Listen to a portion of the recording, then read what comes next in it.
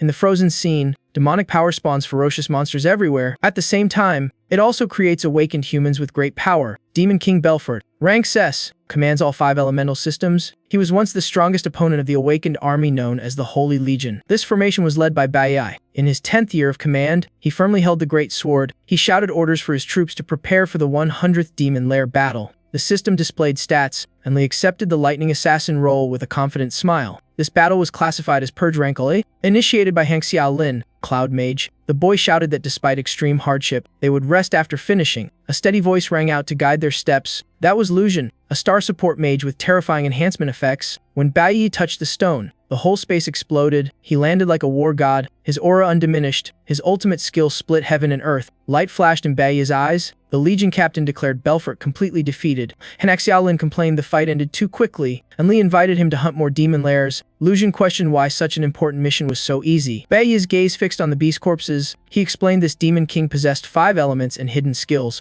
Suddenly, arms hugged him from behind and a sweet female voice spoke. She hinted he should handle the group's feast and reminded him of their personal unfinished date. He blushed awkwardly and agreed to meet in the capital as usual. The girl pouted at his failed teasing. Hang Xiaolin cut into joke. Suddenly, Bai Yi's eyes turned cold. Realizing someone hadn't appeared, Lucian confirmed he avoided the fight, and Li replied indifferently, saying he always complained, and Hang Xiaolin added more mockery. At that moment, a mysterious figure quietly approached from behind. The stranger raised his hand, releasing a deadly aura. He spoke softly, initiating the purge mission. As soon as he finished, a bullet from above pierced Hang Xiaolin's head before anyone could react. The three stood frozen, eyes wide in horror, seeing him lying unconscious on the ground. A cold male voice declared this was their true God-given mission. Bai Yi clenched his teeth, shoulders trembling in fury. His whole body went numb, unable to move even a finger, trapped in an invisible snare. The stranger revealed their food had been laced with anesthetic for a month. Before Bai Yi, a pale tree rose from the ground glowing eerie green. Branching vines coiled like snakes, showing the divine flower skill, binding the rest into immobility. He laughed triumphantly, confident in destroying the strongest group with full preparation. Though bound, Bai Yi tried to question him, while only shouted accusations of inhuman cruelty. He coldly declared this was a divine order. The Purge Rankle mission was to erase them. The vines tightened further, making Bai Yi panic and scream for endless help. Both were bound. Electric currents from the vines struck them with lethal force. Red blood splattered into the air. Bai Yi's pupils shrank in unbearable pain, and Li coughed blood, his face paling from internal injury. The vines kept spreading endlessly, consuming the surrounding space. Only Bai Yi remained conscious, his fury erupting as he desperately cried out why they were purged. He demanded what right the nameless god had to cruelly act against their legion. Suddenly, the stranger stepped forward as if imposing dominance, looking up at Bai Yi hanging midair. He mocked that the former leader was still knave. His figure vanished, rushing like a storm. He struck with a full force punch piercing Bai Yi's body. Roaring like a beast, he asked dryly if killing comrades even needed a reason. His blood-soaked hand and icy face showed no regret. Blood spilled from Bai Yi's mouth as he muttered about 10 years of friendship. Feeling betrayed, the enemy pulled back his hand, grinning wickedly, and asked if Bai Yi understood why he did it. He admitted he had always been set up as a tool under divine authority. He revealed that all of them were nothing but manipulated pawns. After speaking, the vines released Bai Yi,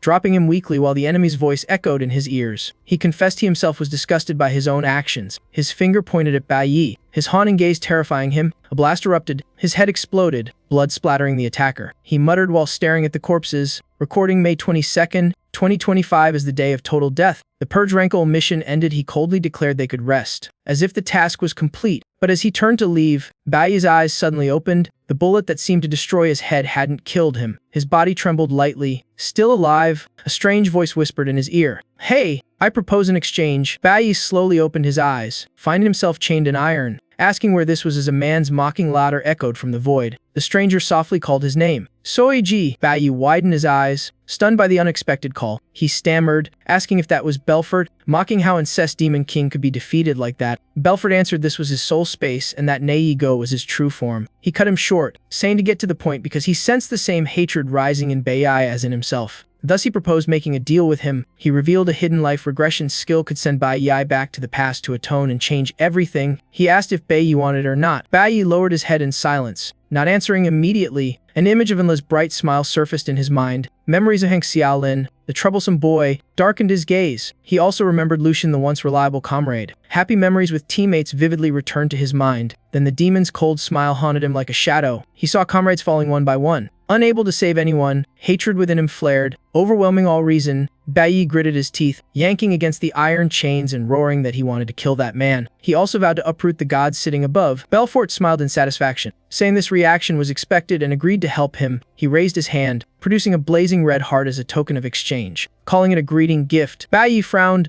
took the heart, and directly asked why Belfort wanted a deal and what the price was. Belfort stared at him, smiling wickedly but staying silent, making his vision suddenly go dark. He didn't know how much later, but a familiar voice called, "Bai, stop sleeping," and he suddenly woke. A woman in front scolded him to sit up, and he realized he was in 2005 at the Awakener Middle School in Vassal State Shenghe-gu. Bai froze when he saw his youthful smooth hands, realizing he had truly returned before awakening. Teacher Huang scolded further about his laziness before the big day, ordering him to stand at the back of the class. He awkwardly muttered her name, Teacher Huang, in his mind. He gaped in disbelief that he had reincarnated back to middle school. He deduced this was Belfort's power, a time regression ability that shocked him. Faces of classmates from more than 10 years ago suddenly appeared vivid before him. Obeying orders, Bai timidly walked to stand at the back. Teacher Huang slammed the desk and loudly encouraged the class with energy. She paused, then sternly explained the world contained 5 elements: lightning, flower, cloud, core, and star. Each person could only fuse with one element, like herself possessing the rare cloud element. She added that harmony between element and body divided into 3 types: combat, support, and special. The 5 elements, applied differently, could create countless professions. She gave an example. The school's strongest party had a star mage, a cloud warrior, core caster, and a lightning assassin. She emphasized that students with awakening potential already stood out, but today was the true moment to decide fate. Currently, there were nearly 100 professions, ranked by 4 qualities: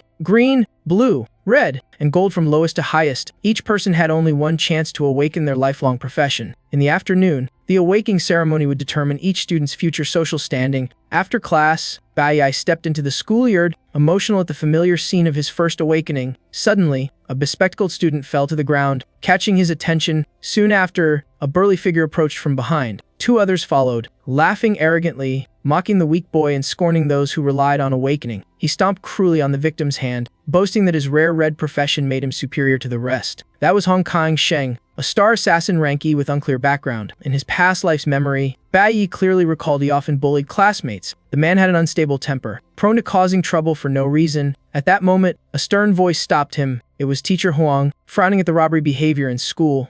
Hong Kong-sheng still held the money he had taken, smirking loudly. He excused himself, saying the boy had bumped into them first, and demanded each be compensated with a milk tea, treating it as natural. He even lowered his voice to provoke Teacher Huang, hinting at suppressing her with crude means. She ignored it, quickly helping the student and asking gently. He laughed and left with his gang, saying he spared them for now. But his gaze suddenly stopped, staring straight at Bai. He slapped Bai's shoulder hard, intentionally shoving, and spoke a challenge. He threatened he would return to settle scores with the weaklings. The victimized boy trembled, whispering apologies, but Teacher Huang gently reassured him he wasn't at fault. Seeing this, Bai inwardly judged her as strict yet kind, remembering she had helped him greatly after his awakening in his past life. From afar, a loud call drew the attention of all 3, announcing it was Teacher Huang's class turn for awakening activation. She stood firmly, scanning the room, reminding students to stay clear-minded to avoid risks in the crucial process. Bai followed the group of students to the gathering point, recalling this world had 2 forms of power awakening. One form occurred naturally, like Hong Kong-sheng's case. It belonged to inherently gifted individuals, often triggered when emotions peaked. The other form was conducted through a special awakening chamber. This was the result of collective wisdom from scientists. In that environment, emotions and adrenaline of participants were powerfully stimulated. From there, hidden potential could be awakened and unleashed. However, each person was given only one uncertain awakening chance in life. A student cheered excitedly after gaining a blue profession of high quality, making Teacher Huang smile and send him to rest. Bai stayed silent, his mind tangled, realizing awakening was the only turning point to change his fate. Teacher Huang softly called his name, saying it was his turn. She crossed her arms, sternly warning the mischievous boy to focus and not burst out like in class. Bai firmly replied that he already had a plan. In his mind echoed the past life where he only awakened as a core warrior rank with mediocre green quality, becoming a bullying target. Only after reaching ranks did he discover he held a rare elemental core. Now he anxiously wondered what profession this awakening would bring him. Bai stepped into the strange world, tense while awaiting his classification. Anxiety drenched him in sweat like a waterfall. the system suddenly flashed an error warning during the activation process. 5 different energies erupted, overwhelming him with dizziness. His body burned as the ground shook like an earthquake, leaving him disoriented. The Infinite Awakening program officially activated. Information appeared. With all 5 elements, he could choose any element or starting class, and completing a set unlocked new ones. He panicked, shouting, "Wait, what does element accumulation mean?" Then he lowered his voice, realizing he could freely choose a start and later expand professions. Colors could range from green, blue, red, up to gold. There were all kinds of roles, even rare ones. A confirmation system existed, but only the first profession was chosen. Later ones would be random. At that moment, Belfort appeared with a familiar smile, offering help. He clutched his chest, realizing this was the gift from him. The power-opening ability had no limit. After choosing the first profession, the elemental bars vanished. He must think carefully before deciding. Outside, students grew restless, whispering about the long delay. At that moment, Bai stepped out. Someone shouted joyfully. Teacher Huang gently smiled, asking which profession he had received. Bai sighed, apologizing that the result would disappoint her. He said he had gained the core warrior class, the lowest quality. Hearing this, Teacher Huang's voice dropped in sadness. Then she comforted him, saying even the weak could shine if persistent. Bai frowned, rejecting comfort, but Teacher Huang insisted she understood his feelings. She advised him to rest since awakening consumed much energy. Suddenly, Hong Kongsheng mocked him with ridicule. He sneered that the teacher's encouragement was delusional. Bai's face darkened, his gaze cold. Teacher Huang was displeased, but Hong Kongsheng continued attacking verbally. He declared green quality was the lowest tier. He leaned close to Bai's ear, smirking that life was just like this. Only the strong were valued. The weak existed only for humiliation. In Bai's mind, the words the gods echoed repeatedly. Teacher Huang sternly questioned him, but he kept insulting and said Bai Yi would sit in the last row. Bai Yi wondered about the reason behind such discrimination. He replied that society was ruthless, and the untalented would be discarded. The strong always reaped benefits, while the weak had to serve as lowly laborers. He mocked the belief effort can change fate as a lie. To him, destiny was fixed from birth. The awakening school was just a small model of reality, and green quality would always be trash. He told Bai Yi to go home and stop wasting resources. Unable to endure the humiliation, Bai Yi crushed the cup in his hand. Water splashed straight onto the opponent's face. Drenched, Hong Kongsheng angrily shouted. Bai Yi coldly replied he didn't want to hear another word from him. Hong Kongsheng smirked, cursing fully. He furiously swung a fist straight at Bai Yi. Teacher Huang panicked, unable to stop it in time. It was the basic attack skill of an assassin, overwhelmingly strong. As he roared to kill Bai Yi, but Bai Yi stayed calm, his eyes blazing. He drew his sword, using the move object severing to block the strike. Hong Kongsheng widened his eyes in shock, then he clenched his teeth, his face showing fear. With a single sword swing, Bai Yi flung his opponent far away. He crashed down under the horrified stares of the crowd. Hong Kongsheng spat blood, his eyes trembling with fear. He looked at Bai Yi, stammering in shock at what was happening. The situation was beyond his understanding. The students buzzed in disbelief, unable to trust their eyes. Bai Yi rested the sword on his shoulder, coldly stating the weak class he chose along with the added attribute. Hong Kongsheng struggled to rise, sneering it was just luck. He bragged that he had a rare red class, far superior to trash. But Teacher Huang noticed something strange in Bai Yi's combat. She declared he had just used an extremely advanced warrior movement technique. This skill could block strong attacks and surpass reaction limits. It could even reflect damage, something her teacher had failed to master after decades. She couldn't understand how someone newly awakened could achieve it. Hong Kongsheng furiously drew his signature weapon, a bayonet with enhancement attributes. He swore to humiliate Bai Yi before everyone. Bai Yi remained cold, reminding himself he had reasons to choose a low class. He thought of human destiny being shackled from the start. But later, the world would realize that was a huge mistake. The system displayed the skill object severing with block, reduce,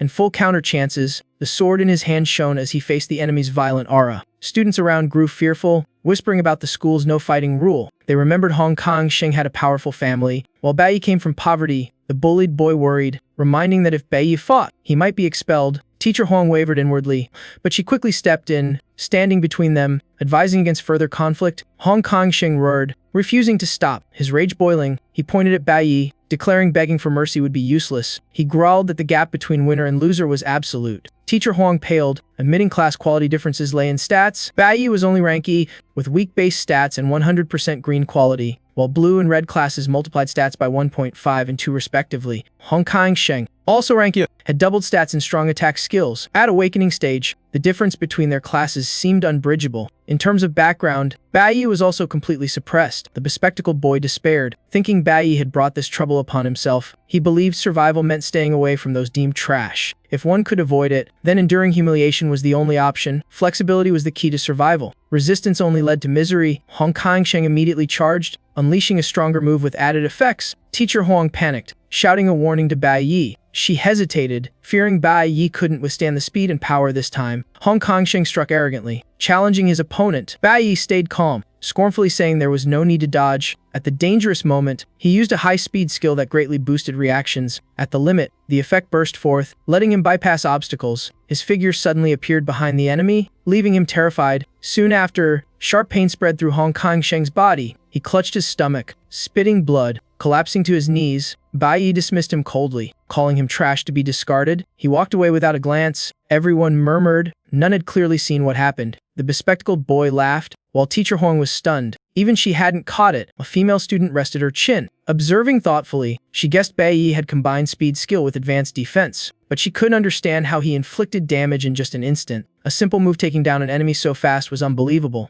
Sei Yin, the class monitor, noticed Bai Yi not only mastered warrior basics but combined them skillfully in combat. Dotting his quick calculation ability, students kept whispering about Hong Kong-sheng's defeat and Bai Yi's actions. Xian secretly observed, questioning his mystery. As he left, the system reported gaining 50 profession XP, 50 elemental XP of rank, with scoring based on damaging a star element opponent. He thought 50 points were too little and that he needed to grind more. Hong Kong-sheng struggled up, hoarsely shouting he wouldn't let Bai Yi leave. He grabbed a sword from the ground and charged to kill, but before reaching, a calm voice stopped him, making him falter in fear. It was Hong Liang, the Awakening Academy's middle school director, coldly warning against chaos. Hong Kong-sheng nervously called him uncle, while Bai Yi glanced at Hong Liang, wondering about his identity. Hong Liang strictly ordered dispersal since everyone was tired, telling students to return and report their awakening to families. He emphasized today was the weekend and advised them to rest early. Upon hearing the order to go home, Bai Yi's face suddenly changed. Shocked, Hong Liang glared, sternly asking if he knew the school's no fighting rule. But Bai Yi barely heard, his mind chaotic, panicking if his slow response was due to rebirth. A flash of the past appeared. Awakening Day, May 22nd, 2005. With another crucial detail startling him, Hong Liang grew impatient and shouted, but Bai Yi suddenly turned, cursing inwardly for forgetting something vital. Thinking of the crucial matter, he rushed off, leaving the bespectacled boy staring curiously. Hong Liang angrily pointed at Teacher Huang, ordering her to control students. He said he would spare them this time without pursuit. Teacher Huang bowed earnestly to apologize. Later in a private room, Hong Kong-sheng rubbed his injury, furious that if not for luck, he would have won. Hong Liang slammed the table, cursing the chaos as unreasonable. He recounted that when they rushed in,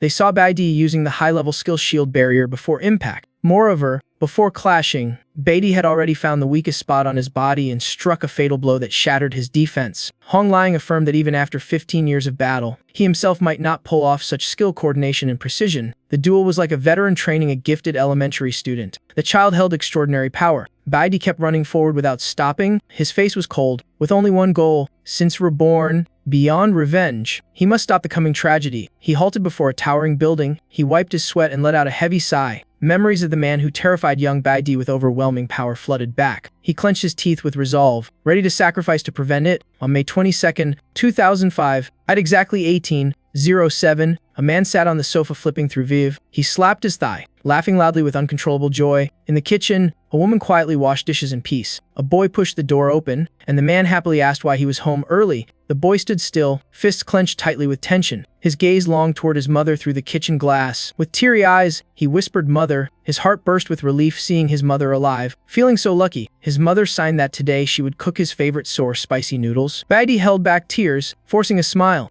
and signed that he wanted sour fish soup instead. She signed back that it must wait until tomorrow since she planned noodles today. Before she could explain, he urged her with signs to buy it now because he craved it. Seeing him so earnest, she smiled softly and agreed. Waving her hand in surrender, she turned to prepare, while Bai Di quickly followed, asking to go along. Suddenly the man on the sofa shouted that the mother going alone was enough. He scolded his son for forgetting manners, not greeting his father upon returning home. He reminded that today was May's awakening day, stressing its importance. Bai Lin leaned on the wall with a mocking smile, ordering his son to share good news. He, an all-rank level 26 electric warrior, bragged about his strong stats and said he came home early to celebrate. Bai Di calmly stated he had missed the awakening time. The others mocked that he hadn't awakened yet since the time was long over. leaving Bai Lin puzzled why he came back early. Bai Lin declared his son had awakened a blue-class profession. Insulting both father and son as useless, those words cut deep into Baidi's tender heart. Bai Lin arrogantly believed his son should at least awaken a red-class job. Since he himself had awakened red back then despite hardships, he boasted of raising his son with hardship and sacrificing everything for his future. He pressed his face close to Baidi, demanding word by word what profession it was, while the boy only lowered his head in silence. When Bai Lin released his profession power, he saw his son's awakening result.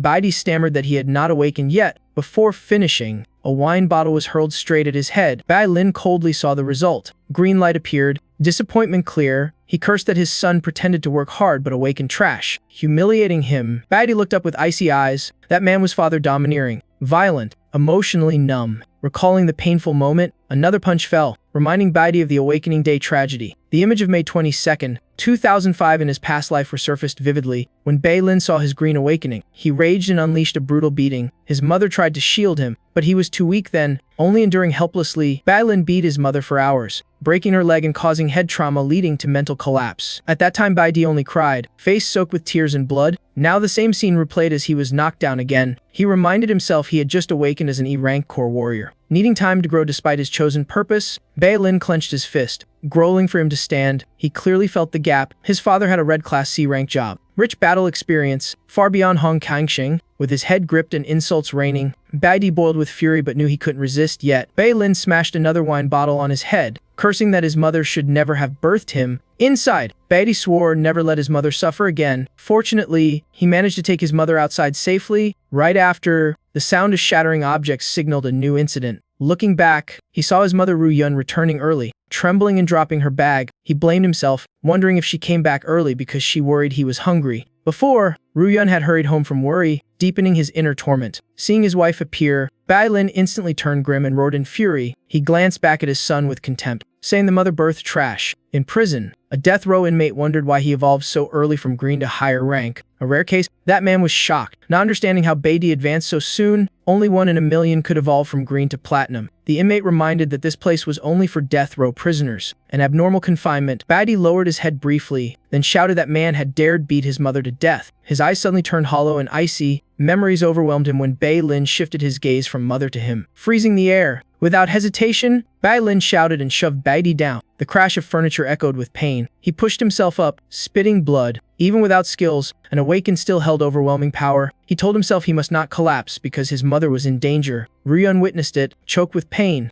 and rushed to her son in fear. Maternal instinct drove her to shield him, making Baidi unwilling to accept it. Bai Lin slammed the door shut with cold decisiveness. He turned back, eyes sharp as knives, questioning if mother and son wanted to die. He gritted his teeth, saying when he learned his wife was pregnant, he hoped the son would be his chance to rise. He grabbed a chair, boasting he alone had fathered a son to carry on the line. With the chair scraping the floor, he shoved his face close to his wife, yelling that the Bai family's honor rested only on him. Ru Yun looked in despair at the man she once lived with, now like a bloodthirsty beast destroying the family. Bai Lin Sheng screamed, cursing his son for awakening useless green. He blamed his wife, calling her the cause of birthing trash. Ru Yun stood firmly in front of her son, not moving an inch. As the chair was about to smash her head, green light flashed and the skill shield barrier blocked it. The extreme speed effect activated, knocking the chair from his hand. Caught off guard, Bai Lin Sheng staggered back a few steps. Baidi glared at him, vowing he would never touch his mother. Seeing scratches on his clothes, Bai Lin Sheng laughed loudly with amusement. Ru Yun trembled behind, heartbroken and terrified. Bai Lin Sheng twisted his neck joints,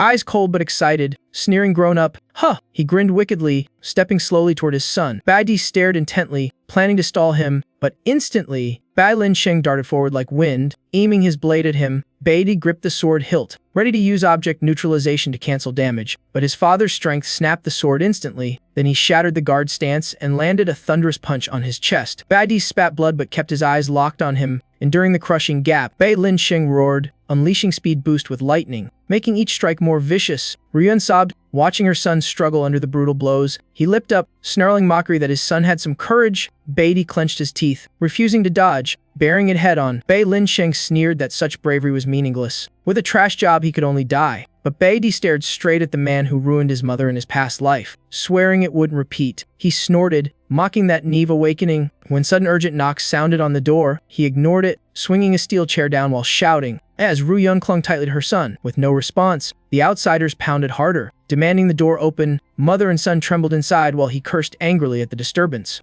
Baidi instantly realized the people he awaited had arrived. Seething, Bai Linsheng yanked the door open, roaring who dared disturb him. At the door stood 2 investigators, Li Gang, and a rank-red deputy captain, scolded for opening late, with Chen Jinwu, a C-rank blue, watching beside. Bai Linsheng froze at their appearance, suddenly fearful. Asking why the deputy captain had come, Li Gang showed a warrant, saying they were hunting the fugitive Snow nearby and asked if he'd seen anyone suspicious. In the photo, the wanted man's face was hidden. Grinning defiantly, Bai Linsheng faked a smile, saying that man was famous on TV and he would report it if he saw him. Li Gang glanced inside, seeing Ruyun holding a bloodied Bai Dai, supporting him and touching his wound. He immediately pressed for the boy's condition. Bai Linsheng covered up, saying his son fell while buying vegetables, but Beidi spoke out, insisting his father beat him. Bai Linsheng's face instantly darkened heavily. 18 minutes earlier, after rebirth, Beidi had planned to spread fake news about Snow to lure guards, buying time and cornering his father. Li Gang asked coldly, making Bai Linsheng nervous and deny with a forced smile. Beidi listed his injuries and abuse in detail, urging verification, accusing his father of being a dangerous, unstable awakened. He even cited divine law, stating a violent awakened must be detained for 15 days. Li Gang and Chen Jinwu were stunned hearing this. Bai Linsheng furiously shouted. Not finishing his words, Li Gang cut him off, declared his authority as a monitoring officer, and announced arrest. Bai Linsheng went berserk to attack but was restrained by Chen Jinwu, who warned him not to resist. They dragged him away without further proof as he cursed, while Li Gang barked for order. The room fell into silence after he was escorted out. Beidi weakly called his mother. Ruyun immediately rushed to hug him, her worried eyes making him quickly reassure her. In his mother's arms, Beidi sighed with relief, thinking he had protected her this time and gained 15 days. Hearing her sobs, he smiled, whispering comfort, vowing to grow stronger in time. His fingers clenched unconsciously, feeling the battle was worth it. He had managed to take the safe key from his father. In the past, Bai Linsheng had betrayed comrades to steal a treasure that let him rise from E to C. After calming his mother, Beidi quietly approached the wooden cabinet. Beside it was the hidden safe, always kept secret by Bai Linsheng. In his previous life, he only discovered this secret after his father's death. With it, he had enough strength to conquer a demon dungeon alone. Now, the only promotion paths lay within dungeons managed by gods and guilds. The place he could enter was just the ancient school grounds,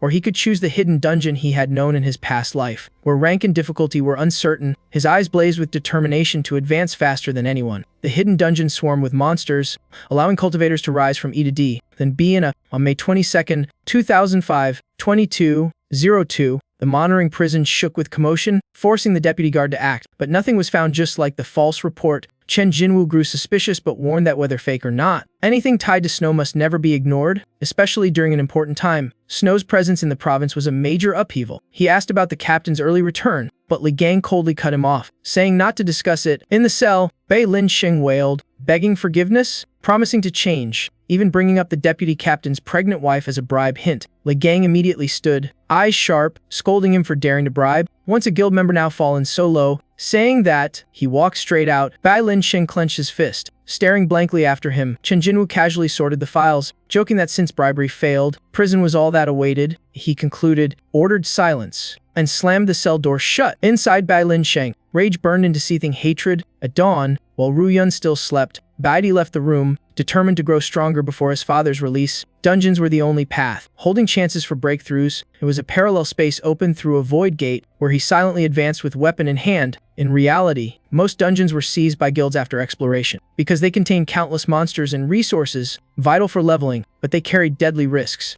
And only after state surveys could exploitation begin. In his past life, this dungeon was discovered 1 year after demons invaded the human world. An F-rank dungeon usually required 3E rank awakened. For an A-rank dungeon, the standard team was 5 people, 3E, 2D. With the situation, there was a 90% chance this was an F-rank dungeon, the lowest he could access. A mysterious void gate appeared before him, leading into the unexplored. Without hesitation, he stepped through, facing a demonic world demanding strength and class coordination. But now he had no choice but to advance alone, as strong as possible. As he entered the strange space, a prompt appeared. Dungeon entered. Danger unknown. Baidi felt a freezing chill. The land blanketed in ice, like a domain of ice beasts. He pressed on without hesitation. Soon, a giant ice bear was seen sleeping, surrounded by piles of human bones. It was a primal ice bear, rank E, level 8, in hibernation. Suddenly, footsteps in a low growl sounded from behind. He spun around warily, sensing exposure. Perhaps thanks to the beasts in hibernation, he was still unnoticed. Soon after, a level 2 rank forest wolf lunged, making him draw his sword. Noting it was even stronger than him, the wolf missed its first strike. He quickly retreated, but attacked again. He raised his sword to block, yet the beast still pressed fiercely. After several dodges, the wolf paused as if gathering strength. He seized the chance, slashing cleanly and splitting the beast. Red blood spread across the icy ground. He looked at the weapon in hand, in a rank Kung Wu sword, the treasure hidden in his father's safe, boosting power greatly but still needing precise strikes to fell such high defense beasts. He sighed, recalling his glorious past when he once stood at the peak. The system notified, to level up he must kill about 20 wolves. Having gained 52 experience points and accumulated ice element, he calculated that advancing from E to D required 10 levels.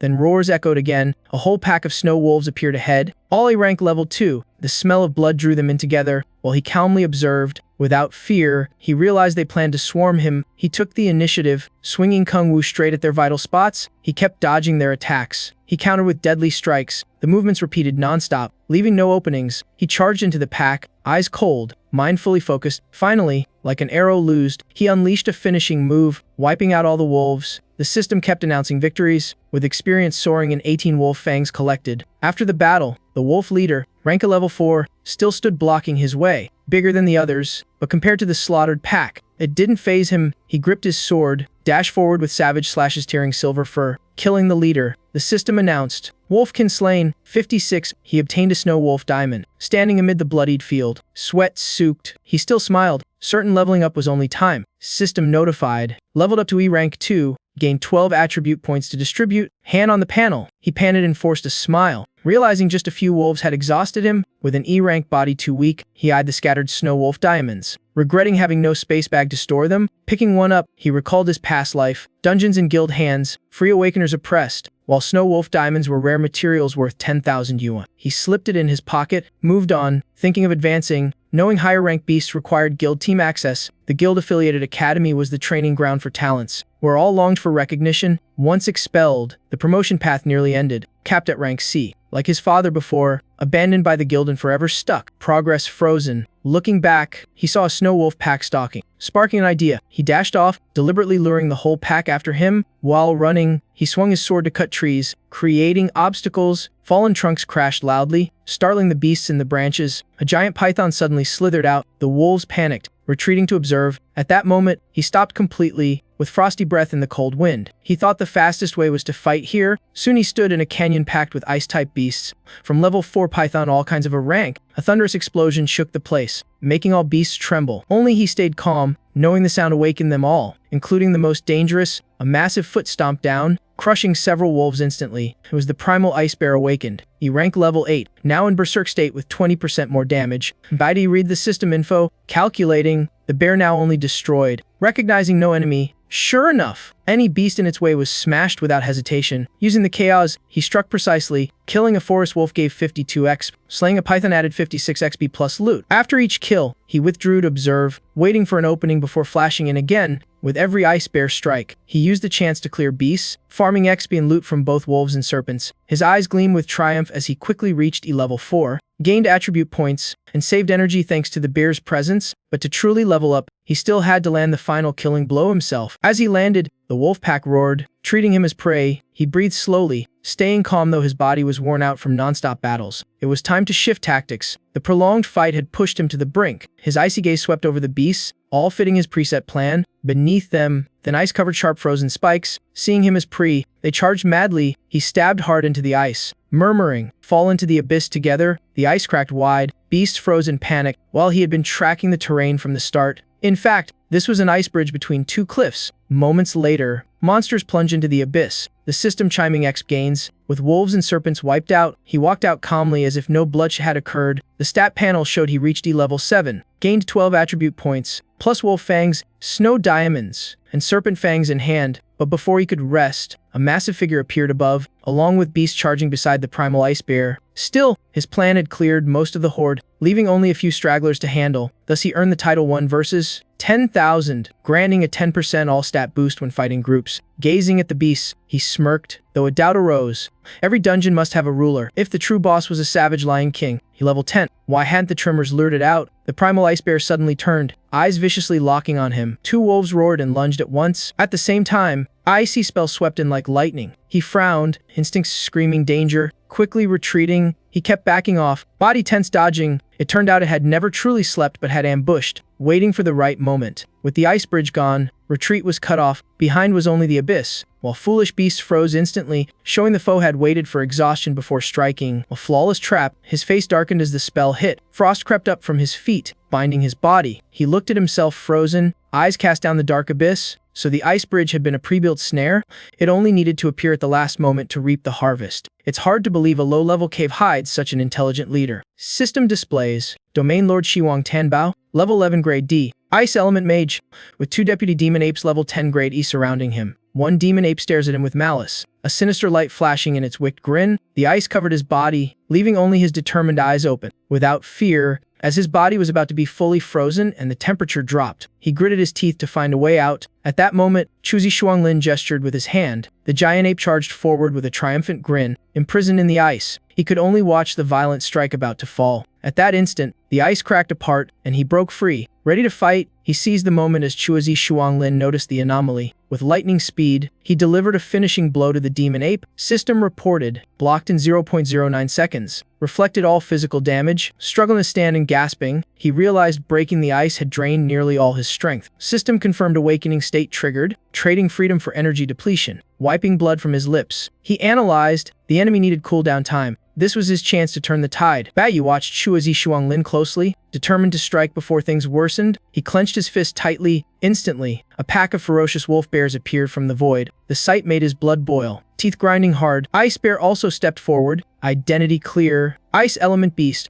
grade to level 8. Cold sweat trickled down. He knew fire countered ice, but he was already exhausted. Even handling 2 demon apes was hard. Now with a beast pack it was even more perilous. He hesitated briefly, realizing he was trapped with no escape. A demon ape led the charge. Fierce and menacing, he quickly raised his shield to block the sudden blow, inwardly knowing his chance to win was nearly zero. The second demon ape also lunged in, coordinating relentless strikes. He was forced to retreat several steps continuously, yet his eyes still blazed with determination. Vowing not a bow, the ice bear slammed the ground, making the area quake. He had to dart to the side, swift as an arrow. Though his body trembled from the cold, his gaze remained fixed ahead, resolute. The demonic beast frenziedly encircled him. His stamina had bottomed out. Chuzi Shuanglin curled his lips in a haughty smile. He unleashed violent ice magic. Blast of cold rushed like a storm. He was horrified, not expecting the foe's recovery to be so fast. For a moment his eyes wavered, losing their usual calm, but they instantly turned cold again, as if following a chosen path. He told himself that in his past life he had endured many adversities. Because of that, his senses always found a tiny spark of hope. Now there were only 2 paths. One was to fight desperately while exhausted, with survival chances almost zero, or decisively jump into the abyss. As he moved, a stream of ice bound his legs tightly. His whole body turned into a massive block of ice. Chuzi Shuanglin was surprised, not yet understanding his intention. The wolves and bears also froze, stunned to watch, but he had turned into an ice projectile, plunging straight into the abyss.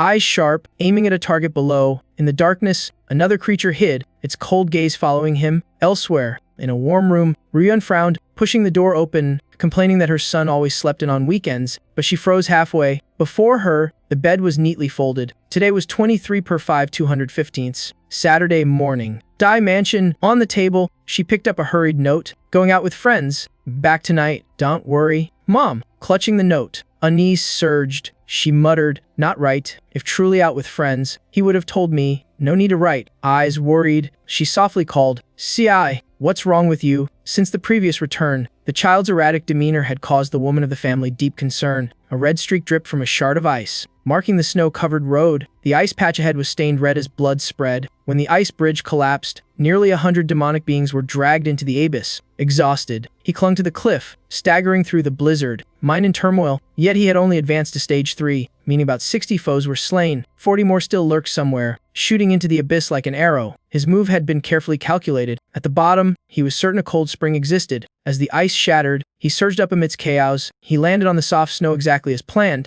Jumping into the abyss was the only escape, but breaking ice again nearly drained him. Body temperature fell, blood loss continued, weakness set in, plus severe damage from the fall.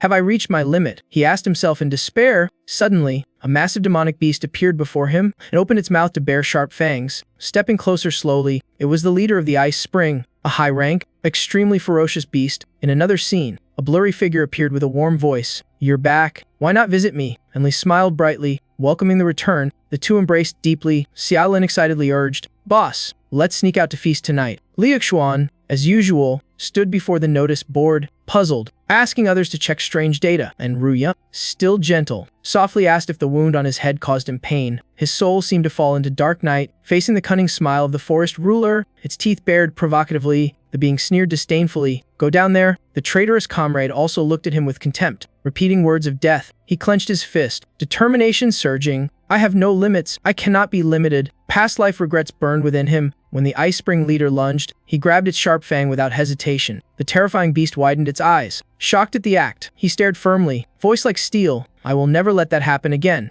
Gathering all strength, he crushed the beast's head, as if reclaiming what was once lost. "I have already experienced death once." Seizing the moment, he launched a powerful kick, resolve like steel, knocking out the leader's fang. "I will not die again." With a decisive strike, he hurled the beast back, then collapsed on his hands, gasping in extreme exhaustion. As the Ice Spring leader growled and lunged, his spirit flared like raging fire. He stood tall, voice calm yet cold. Only supreme realms awaken professions to advance. With tranquil eyes, he controlled the beast, from provocation to abyss jump. All had been calculated. Behind him, the wolf monster still howled in chaos. The fangless Ice River leader roared furiously, while he pressed on into Puril, all to reclaim the fierce sensation of his past life. After surpassing the death realm, hormones surged to the limit. Emotions reignited. That outburst unlocked advancement, but lacking conditions, promotion failed. Even so, he comprehended a supreme technique of the core system swordsman. Though not promoted, he gained peak skill ahead of time. Still composed, he thrust his sword decisively, voice deep. "Now it's my turn to wipe you out." His eyes were icy, unwavering, ready to fight. The Ice River leader, sensing provocation, roared in fury. Behind, the giant snow bear charged ferociously. He spun and unleashed a flawless sword strike, shouting the command, "Pure Land."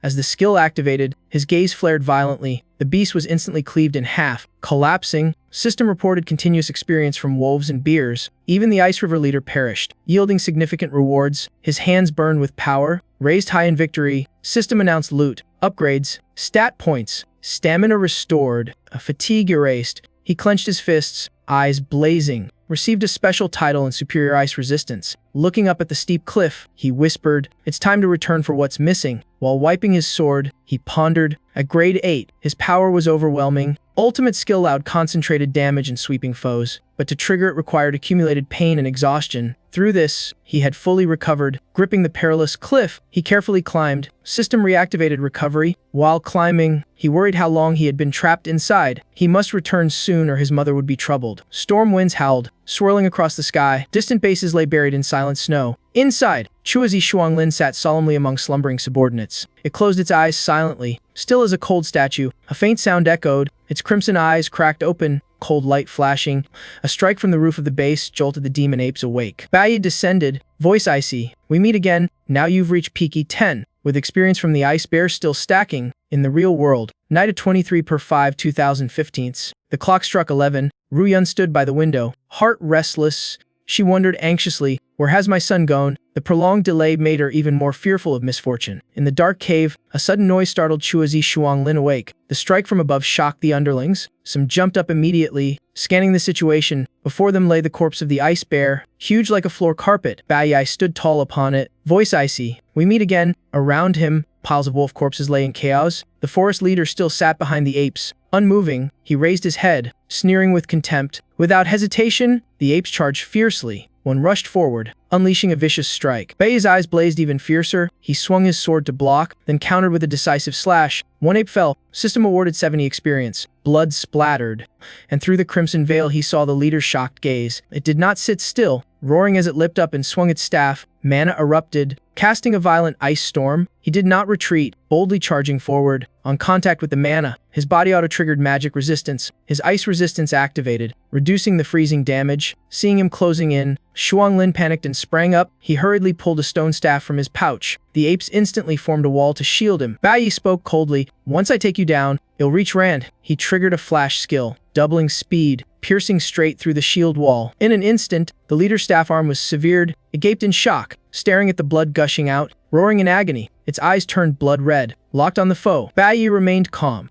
gaze resolute, uttering coldly, "End it." A few brutal slashes tore the leader into fragments. System reported success. Ice Element Mage, leveled 11 slain, 1000 experience gained. He officially advanced to Core System Warrior ranked, leaving the apes frozen in fear. All attributes doubled, plus 12 points in reward items awaiting. Cloud Element energy fully gathered. A new profession about to unlock. He froze, suddenly remembering an important task almost forgotten in battle. The Cloud Element energy had fully met the conditions. System glowed. You have obtained Cloud Element Mage rank E, switchable anytime. Staring at the status board, he pondered, the only rank E, with 200% stats my power equals a Core System Warrior ranked. Next notice, receive D rank artifact, Mana Stone 40 Elemental Force, 40 Spirit Force, spell range 50%, and a D rank magic pouch with 20 items. The demon apes gawked as he calmly collected all loot from the leader's corpse. He smirked faintly, a few small fry remain, he'll clean them up too. He instantly switched to Cloud Element Mage state. His excited voice rose, let's test this new profession I've never used, in the real world. Dawn of Sunday, 24/5/2015 arrived. At Xiaoyu's home, Ryun sat haggard, face pale from worry. The door creaked open. Bai quietly stepped inside. She looked up,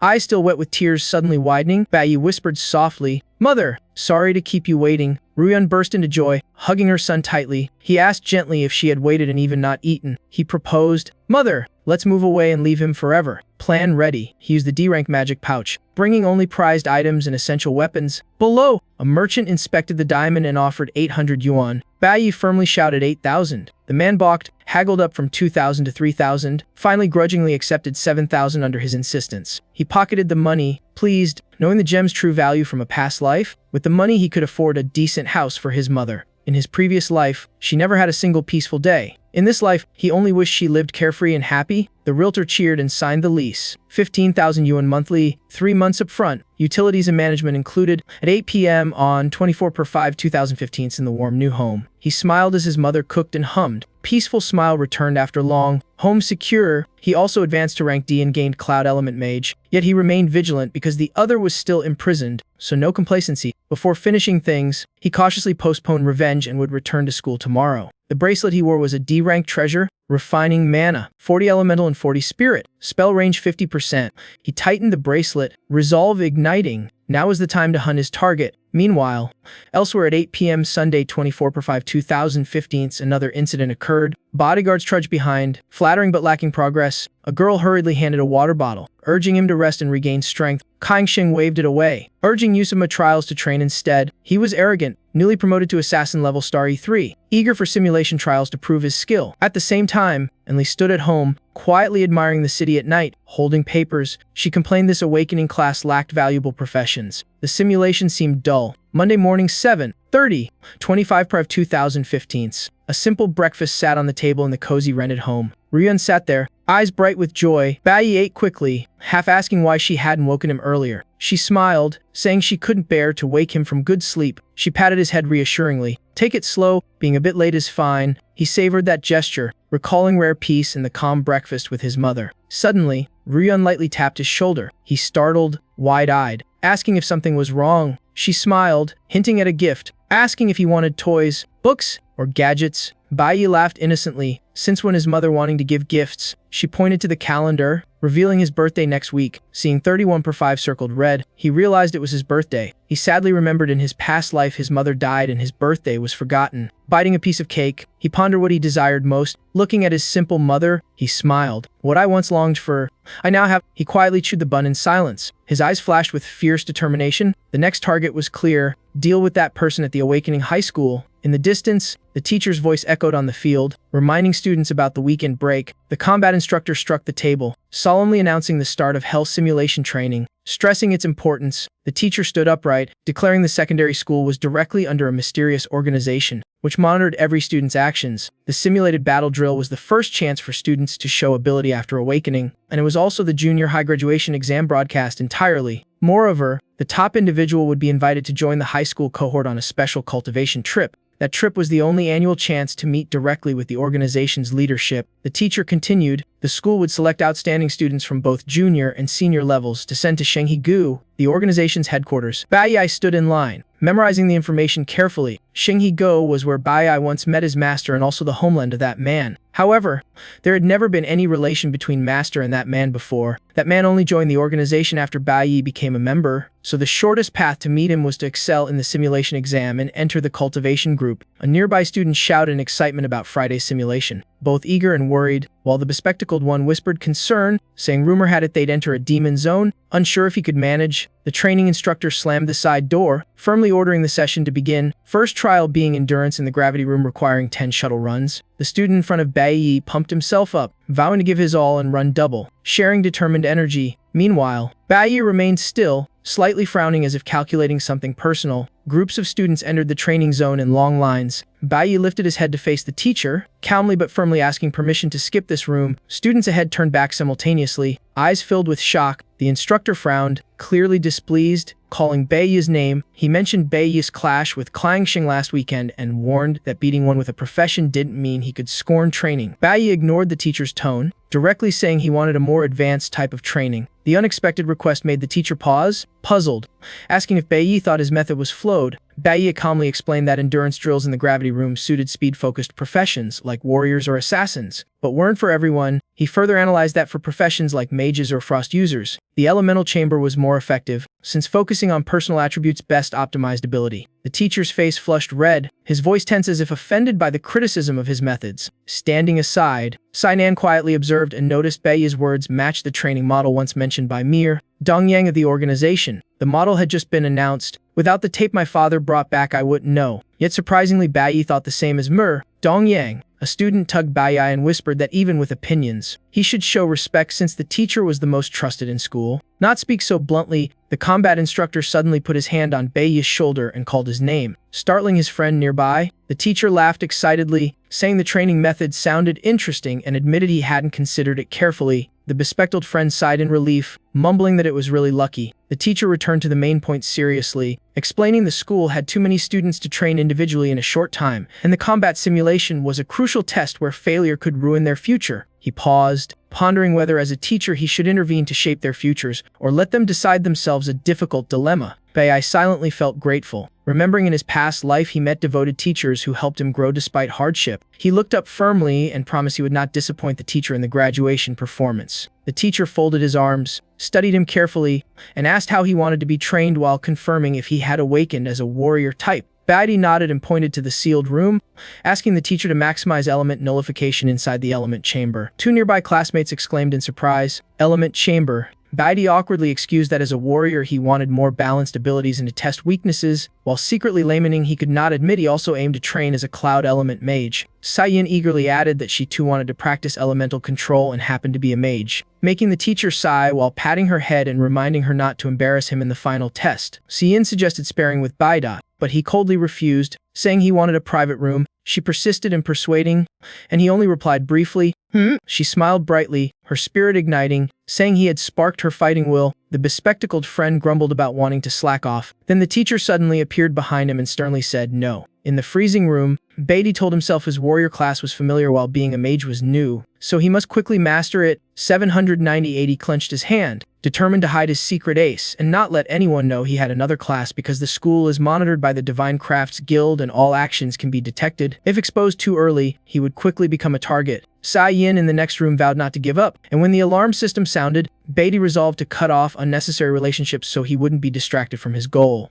After class, under the sunset, he quietly pushed his bike to the gate and hurried away, not wanting to stop. Two familiar voices called from behind, making Bai Yi sigh. Slightly annoyed because he had already expected them, the two friends struggled to catch up, gasping and begging him not to walk so fast. Seeing them, middle school memories returned, friends who shared hardships and rare moments of joy in difficult years. In this life, Bai Yi's goal was revenge, and that fire kept him from indulging in useless social ties. He only glanced at the bespectacled friend, then silently rode away, leaving shocked stares and complaints, while the quieter one realized he had grown much stronger. Since awakening, Bai Yi seemed reborn, radiating a cold confidence unlike before. They grumbled, wondering why he rode off yet still seemed willing to wait for those walking. He stopped by the roadside, turned back, and called directly to the bespectacled one. Under the dim evening light, he coldly told him to get his lungs checked if he had time. Words calm yet suggestive, the bespectacled one widened his eyes in shock, while the other excitedly claimed Bai Yi was only waiting to go home together. before they could enjoy it. He sped off, dismissing that they couldn't catch up, angering one who accused him of mocking them. An argument erupted as they debated his training. One said he practiced little. The other angrily denied it. Writing, Baidi smiled faintly, eyes reflecting memory. In his past life, the bespectacled friend's severe lung disease forced him to drop school and die early. Though now he distanced himself for revenge, he still wished him peace. The other friend angrily scolded Baidi for becoming cold, while the bespectacled one admitted he had changed much but still felt familiar. Yet there remained a glimpse of sincerity in him as before. In Shenghe Nation, the recruit training ground carried a solemn atmosphere. A man lounged on a chair, curiously mentioning a new recruit joining the guild. Shining like a rising star, he smirked with interest, affirming it was the one who broke all records. In a small golden-lit dining room, a young man bowed humbly while reporting to Dong Yang, though pride still tinged his voice. On the evening of May 25th, in their warm rented home, Baidi sternly told his mother not to go out alone, promising to return early with food. Inwardly, he reminded himself it was still unsafe. He decided he must soon take his mother to a stable, peaceful place.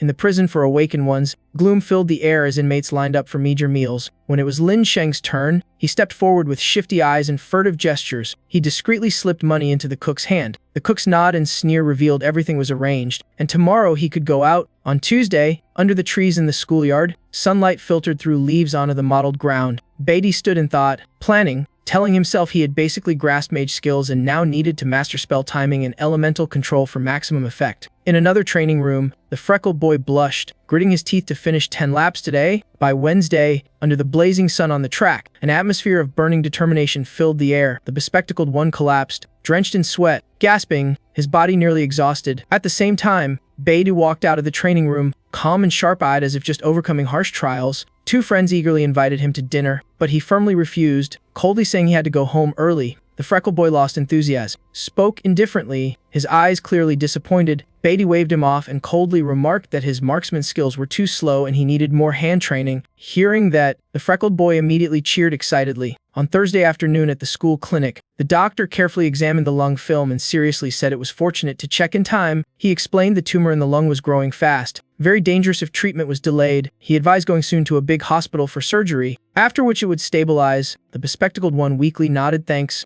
promising to schedule next week. In his mind echoed Baidi's earlier warning to check his lungs, shocking him that Baidi knew of the illness he himself hadn't realized. Without regular checkups and the T-scan, the dangerous tumor might have silently grown. Baidi's mysterious change unsettled him. The bespectacled one descended the stairs heavily, mind tangled with unanswered questions. Passing the hallway, he overheard students chatting excitedly, discussing Jiang Sheng cheating to level up quickly. Some doubted it, since normally one must risk in demon caverns to advance, but a voice revealed he had a private cavern at home simulating a battlefield to level safely. Hiding behind the wall, the bespectacled one held his breath, while the voice excitedly mentioned someone who dared to challenge Jiang Sheng last week. After class, they planned to gang up on that person to avenge last week's incident, their mocking laughter exposing their glee. This time, word was even carried a weapon to school, clearly intending to threaten or kill to assert dominance. Making the boy's heart clench in fear, he immediately bolted out of school, running as if chased, mind chaotic, repeatedly telling himself the situation was dangerous. The image of Jiang Sheng's cruel smile and his gang lying in ambush haunted him, making him imagine a trap in a deserted alley. Even upon reaching the gate, his steps faltered, doubting the point of trying. What could he do alone? He trembled, blaming his weakness, with no attack skills to defend himself, thinking maybe Baidi was already strong enough to handle it. Considering avoiding trouble with such people, he thought perhaps keeping distance was safest. With despicable people like Jiang Sheng, evasion was truly the right way to survive. He justified his retreat, yet before the cold sealed weapon room, determination suddenly flashed in his eyes and he stopped. A creaking sound rang as he broke the lock without hesitation. Driven by absolute resolve, pushing the door open, he stepped in with determination to save Baidi because Baidi had once saved him. In his heart, he was ready to sacrifice everything for the one who gave him life. That thought fueling his strength, he grabbed a bamboo baton hanging on the wall, gripping it tightly as if preparing for battle. His spirit surged like a warrior, shouting fiercely, "Baidi, wait for me!" Suddenly a strange voice startled him, heart pounding. "Why did you break the weapon room?" Cian emerged from the shadows, eyes wary, questioning his urgency with clear suspicion. He couldn't hold back and shouted, trembling with fear, "I must save Baidi." The news turned Cian's face pale,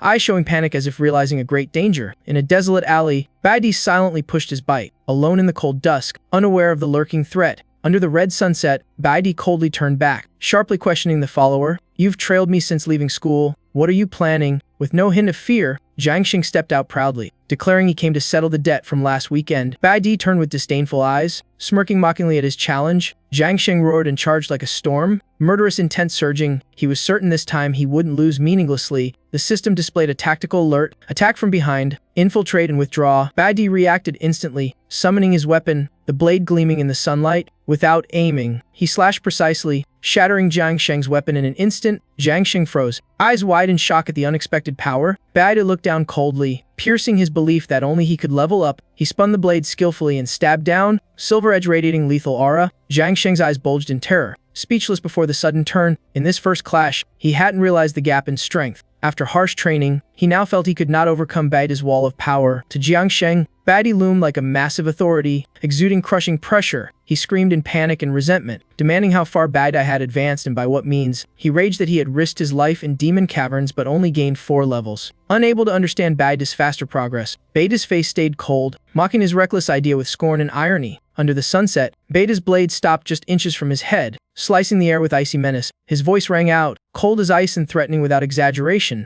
Jiang Sheng, furious yet powerless, screamed that he was now in Bai Di's hands, even insulting his family. Suddenly Bai Di lowered his voice, calmly remarking that despite tailing him all the way, he hadn't chosen ambush or brought cronies, he only wanted to test his strength. That remark cut into Jiang Sheng's pride, making his face burn with anger. He roared furiously, demanding to kill or be killed, while Bai Di mocked that he had misunderstood and withdrew his earlier words. By the wall, the bespectacled one and Xi Yin held their breath, eyes filled with worry yet faint hope at the scene. The situation now allowed them to stay silent without acting further. Bai Di suddenly changed expression, stared at Jiang Sheng, and proposed a deal, saying he had waited long.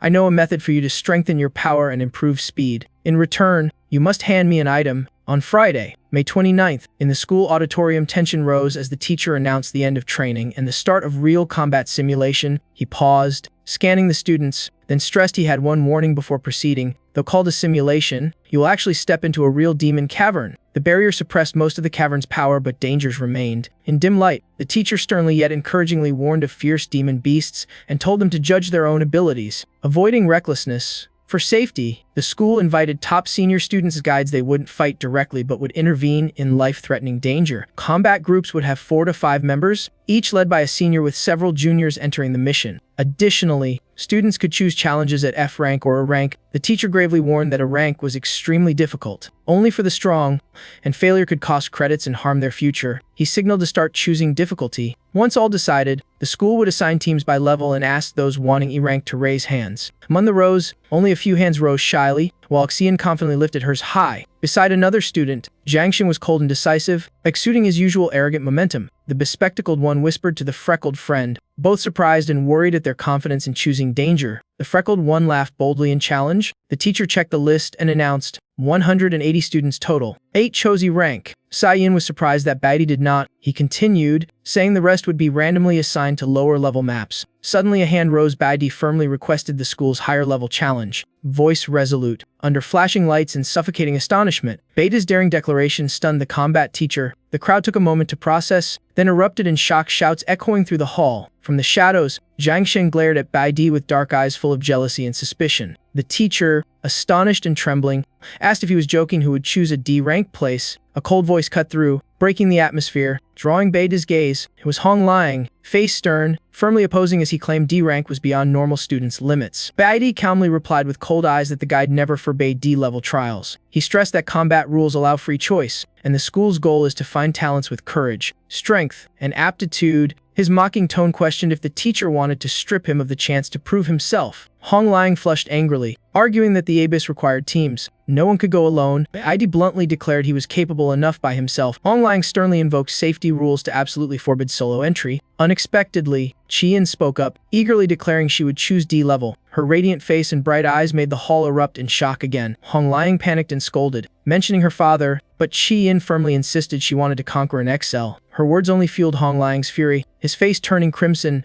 Bai Di coldly glanced at Qian's fervent expression. He firmly refused to join, stating he would go alone. In the suffocating atmosphere, Qian blushed angrily, but the combat instructor gently stopped her, implying resistance was useless. Hong Liang seized the chance, shouting harshly that both were arrogant despite just awakening. The combat instructor pondered, noting only Bai Di and Qian registered for D-level, but no senior dared to lead. At that moment, a hand rose with a proud voice volunteering. Xiling appeared with his group, arrogant and overconfident, declaring himself like a protector. The teacher, seeing Ziling step up, nodded in relief. Feeling reassured, Qian edged closer to Baida, whispering cautiously that Ziling was about to join the Supreme Corporation. Baida silently observed the young man, eyes sharp, weighing him in thought. He had never heard of that organization's name. In contrast, Ziling glanced at Baidi with contempt, smirking as if he were a reckless weakling. Soon after, the combat instructor signaled assembly, sternly announcing team division was complete. He declared the examination begun. The whole process streamed live by pro devices.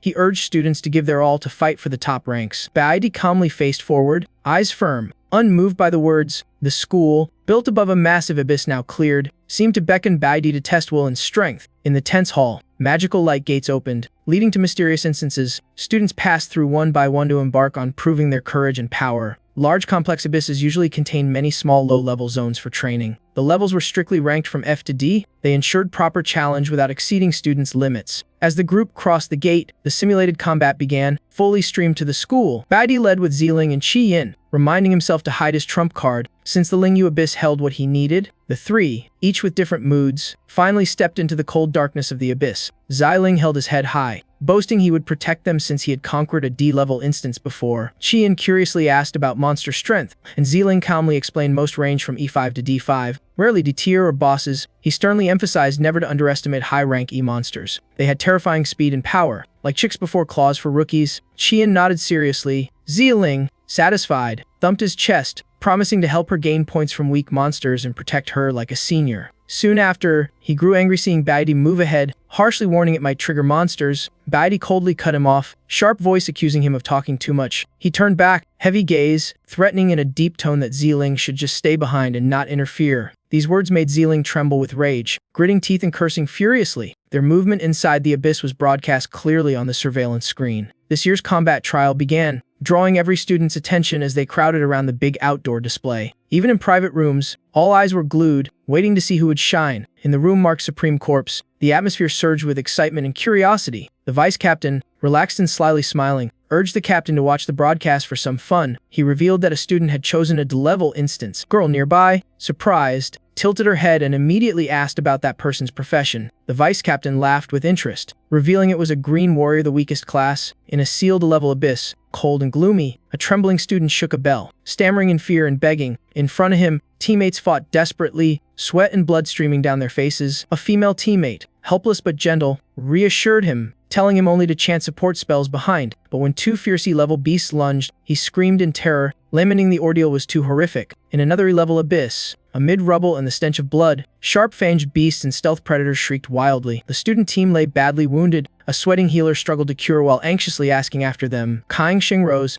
eyes blazing with resolve, shouting he would face them all alone. He charged, dagger stabbing the beasts, vowing never to accept defeat. In the D-level instance, Baidi studied the monster data. Attack 32%, critical 20%, lifesteal 15%. He calmly swung his blade, silver light flashing, killing the monster instantly as the system awarded experience. Around him lay piles of corpses, with repeated notifications of successful kills. In the dim glow of a magic array, Ziling was stunned by the sight, while Qian, thrilled, rushed to ask how he did it. Baidi didn't answer immediately, only eyed two giant spiders that appeared, then spoke calmly. He explained evenly that monsters here were sealed to half strength, so they weren't too hard to handle. Qian, still full of admiration, admitted that even halved, Baidi could easily fight many at once. Baidi replied indifferently, hinting that one should not compare oneself with others. He added coldly that being oneself was enough. Qian ignored his distance, smiling brightly, promising to try even if he spoke coldly. Ziling nearby flushed with anger, cursing inwardly. Irritated at Baidi being praised, Ziling stepped up, heavy-voiced, warning this was a D-level instance and arrogance was dangerous. He kept acting superior,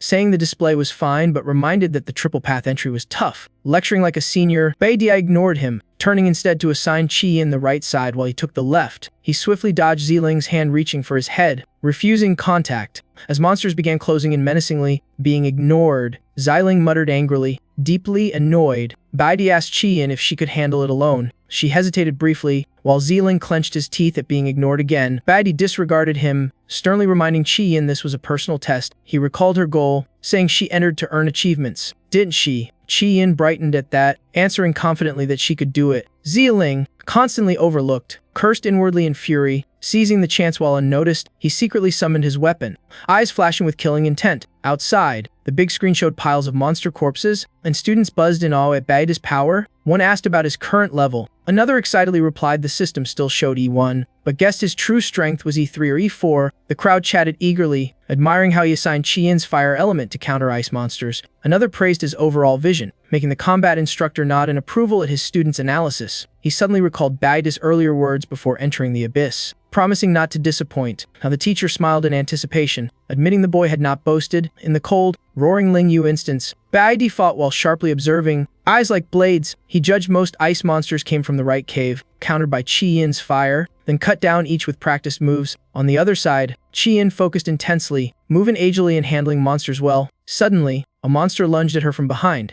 Unfazed, she instantly raised vine walls, binding the enemy tightly. She followed with another spell, shouting the command firmly. The monster was squeezed as poison spread from the thorns. Bringing it down, the system announced the kill of an S6 monster, awarding 30 experience points. Chi-Yin cheered happily, proud of her victory. From afar, Baede glanced at her with slight approval, thinking that a basic E rank mage had now grasped her class skills. He analyzed her fire-based skill, using fast-growing plants to bind with poison effects. He secretly praised her, first time in the abyss, yet she calmly handled a stronger monster and narrowed attack range. In the 5-colored array's reflection on stone walls, Baede observed carefully, confirming all D-level monsters were sealed. Their power was halved, enough for Chi-Yin to handle alone. He exhaled slightly, thinking he could still hide his strength while achieving high results despite the recording devices. Yet he stayed cautious, weighing strategies to finish objectives without revealing too much. Meanwhile, Zieling, endlessly ignored, exploded with fury, face flushed, eyes burning with hatred. He raged at being treated with contempt. Feeling humiliated as a senior, he gripped his summoned bow tightly, aiming at Chi-Yin. With a cruel smirk, he muttered provocations. He released, the arrow whistling past dangerously close to her, then it buried itself straight into the dark cave ahead. Chi-Yin, startled, turned to see him feigning innocence, shrugging that he only meant to help, leaving her trembling. Before she could speak fully, a massive beast suddenly burst out of the cave. It roared, blood-red eyes glaring, charging at the girl, a two-headed D11 beast. From afar,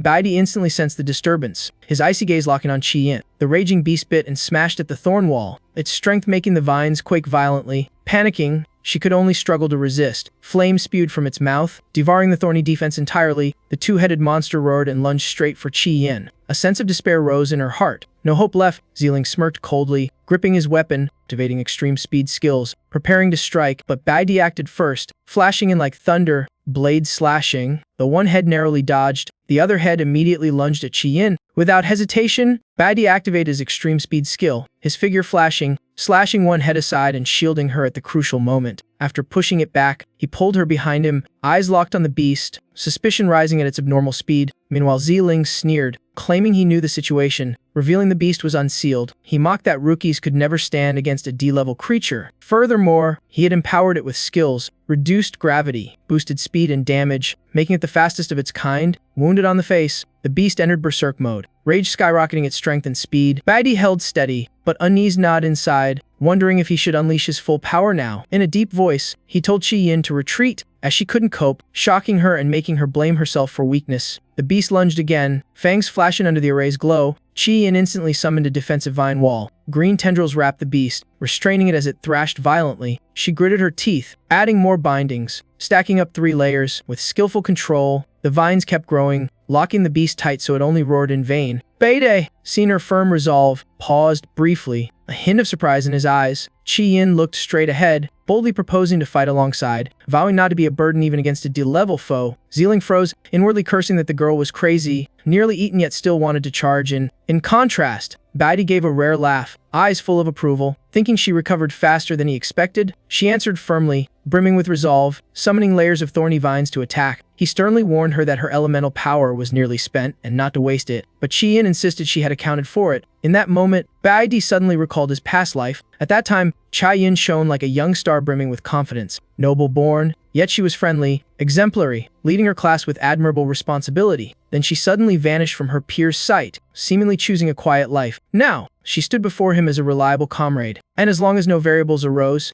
his plan to hide his strength would remain intact. seeing them cooperate against the beast. Zealing sneered, thinking the vine wall wouldn't hold long. He mocked that with their current ability, they couldn't withstand an empowered creature. Deep inside, he plotted to wait until they begged for help, then teach them their place. Sure enough, the monster soon roared, tearing free from the bindings with ease. Baidi immediately ordered he would lure the core beast, and she must seize the timing. Qian nodded firmly. As the beast charged like a storm, the two quickly split to opposite sides. While running, Baidi glanced back to confirm he had drawn its full attention onto himself. He accelerated straight toward the nearby lake. Without hesitation, he leapt into the icy water. The furious beast dove in right after him. Underwater, it slowed drastically, and Baidi shouted, "Now is the time." Qian instantly cast her spell, raising vine walls to bind the beast. One head was crushed by thorns until blood spurted. The other head roared fiercely in rage. She clenched her teeth, pressing harder to tighten the vines further. Soon, the beast was locked in place, its berserk state and core powers weakening. While poison spread, Baidi leapt ashore, swinging his blade in a spinning slash. He smiled confidently, declaring it had no escape, then encouraged Qian to finish the trial with the highest score. Xiling was dumbstruck with fear, unable to believe vine walls could restrain such a beast. Even he, with the enhanced creature, could barely achieve that. He gnashed his teeth, cursing in seething rage. In the monitoring room, teachers discussed excitedly. One pointed out how water restrained the core element while the plant element gained great advantage. The combat instructor nodded in praise, saying thanks to elemental countering and teamwork, the two had beaten above their level. With Baidi's command especially outstanding, everyone was convinced victory was certain. Only the final strike remained. If the footage were sent to the guild, it would set a record score. But suddenly the screen went dark, shocking all. The camera system unexpectedly shut off. The recorder smoked and burned while the battle was unfinished. In a dark corner, Xialing smirked wickedly, pleased that no proof of their high score remained. But then, the system announced the D-level beast's defeat with 100 experience awarded. Baidi exhaled in relief, thanking his teammate, though she denied credit, while he insisted her elemental resistance was the key. Hearing that, Qian was stunned, repeating the concept in confusion. As they discussed, Xiling rudely cut in, scolding them to stop talking nonsense and leave. With that, he turned his back and walked away angrily. Baidi coldly questioned him, hinting that he knew well what it meant for a freshman to face an enhanced D-level monster.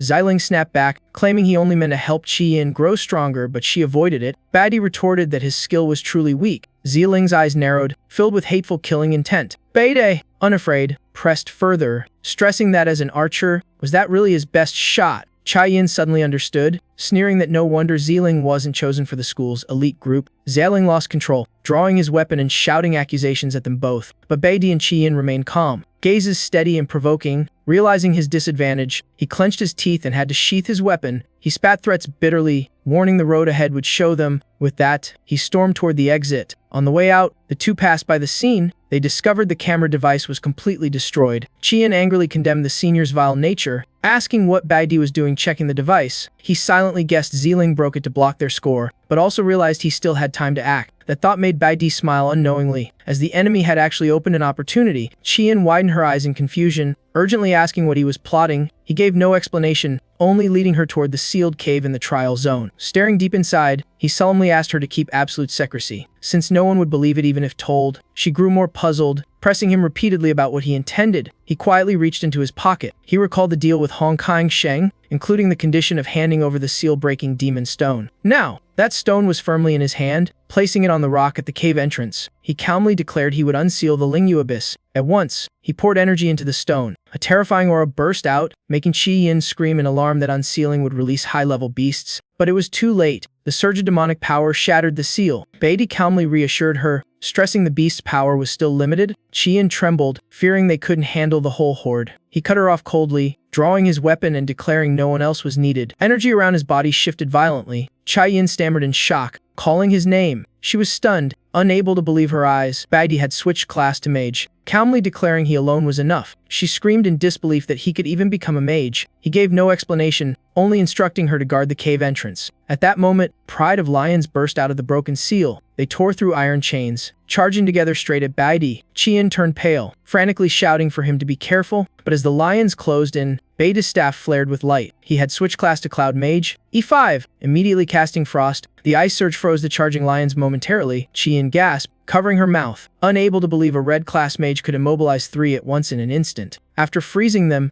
Baidi calmly noted the beasts had been imprisoned too long, driven mad, and would soon pour out in waves. He requested a larger combat space. Understanding instantly, Chian stepped back to clear room, replying crisply that she understood. From deep in the cave came the pounding sounds of more beasts rushing. Pack of flame jaguars. D2 charged out, eyes glowing red. Baidi dodged with ease, noting they had been sealed for years, cutting their combat strength in half. He unleashed frost again, miscondensed into sharp icicles that pinned the jaguars. As he calculated control strategy while casting, suddenly, a flame swordsman, D3, circled behind an ambush. Baidi instantly switched to core warrior, slashing to block the strike. His lips curled coldly, mocking the would-be sneak attacker. Then his figure vanished, reappearing above the beast, reverting to Cloud Mage. A frost spell crashed down, freezing the flame swordsman solid. Chien's eyes went wide, shocked he could freely switch classes. Watching his methods, she realized why he once wanted access to the elemental chamber. She suddenly grasped that elemental resistance wasn't just boosting mana, but controlling the natural forces around oneself. She had thought unleashing more energy made one strong, but seeing Baidi showed her that control was the true key. Elements were wild and hard to master. Only full control could unleash endless variations. Even a basic skill could be reshaped into countless attack forms. Watching Baidi dominate calmly, she stood dumbfounded. His every move was so practiced, as if long familiar with it. The gap between them and him had already been vast for a long time. She lowered her head, clenched her hands, admiring yet emotional, secretly thinking he was too cool. At that moment, heavy footsteps echoed from deep within the cave. The Lin Yu Abyss overlord the Hell Mammoth, D15 appeared, even halved in strength still radiating overwhelming pressure. Baidi smirked in satisfaction. Finally it came out. The mammoth roared and charged like a storm. Baidi switched to core warrior mode, lowered his stance, and prepared to fight.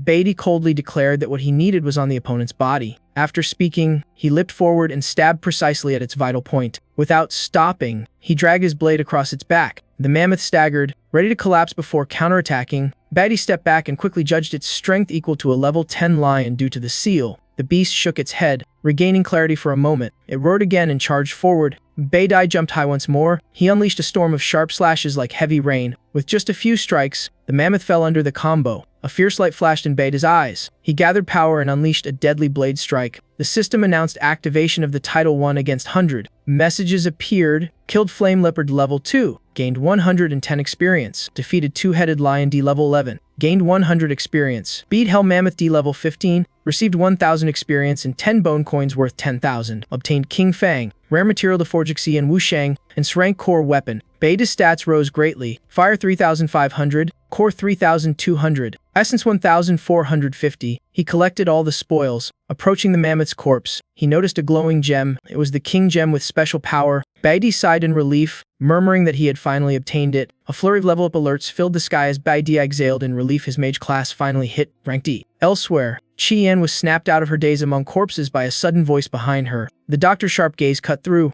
asking her directly about the previous instructions. Her face froze like a lagging screen, utterly clueless. In another corner, Lu Feng and his team fretted that the ancient seal might have broken something unheard of before. Spotting Ziling, Lu Feng instantly demanded why she was here instead of on her mission. Without waiting, he bolted off, suspicion knowing that the seal had truly fallen. But just as they turned away, Ziling's sly smirk bloomed, her earlier gloom twisting into blatant glee. Lu Feng charged through the Crimson Gate, shouting for Baidi and Qian. Seeing both alive, the knot of fear in everyone unraveled at once. Baidi wasted no time and bluntly asked Lu Feng why he was here. Before anyone could answer, Hongyi sighed softly, dispersing doubt with a single calming line. That weekend afternoon, Xiling secretly met the vice captain to finish their shady deal. Seeing him silent, she tried probing about the submitted file. To her shock, the vice captain coldly said the position was already taken. The news froze her mind in a whirl of confusion. Agitated, she lost her cool, questioning her own worth and background. A match cut in for the vice captain, confirming the right person had already been chosen. Enli sneered, marking Baidi as someone to watch out for.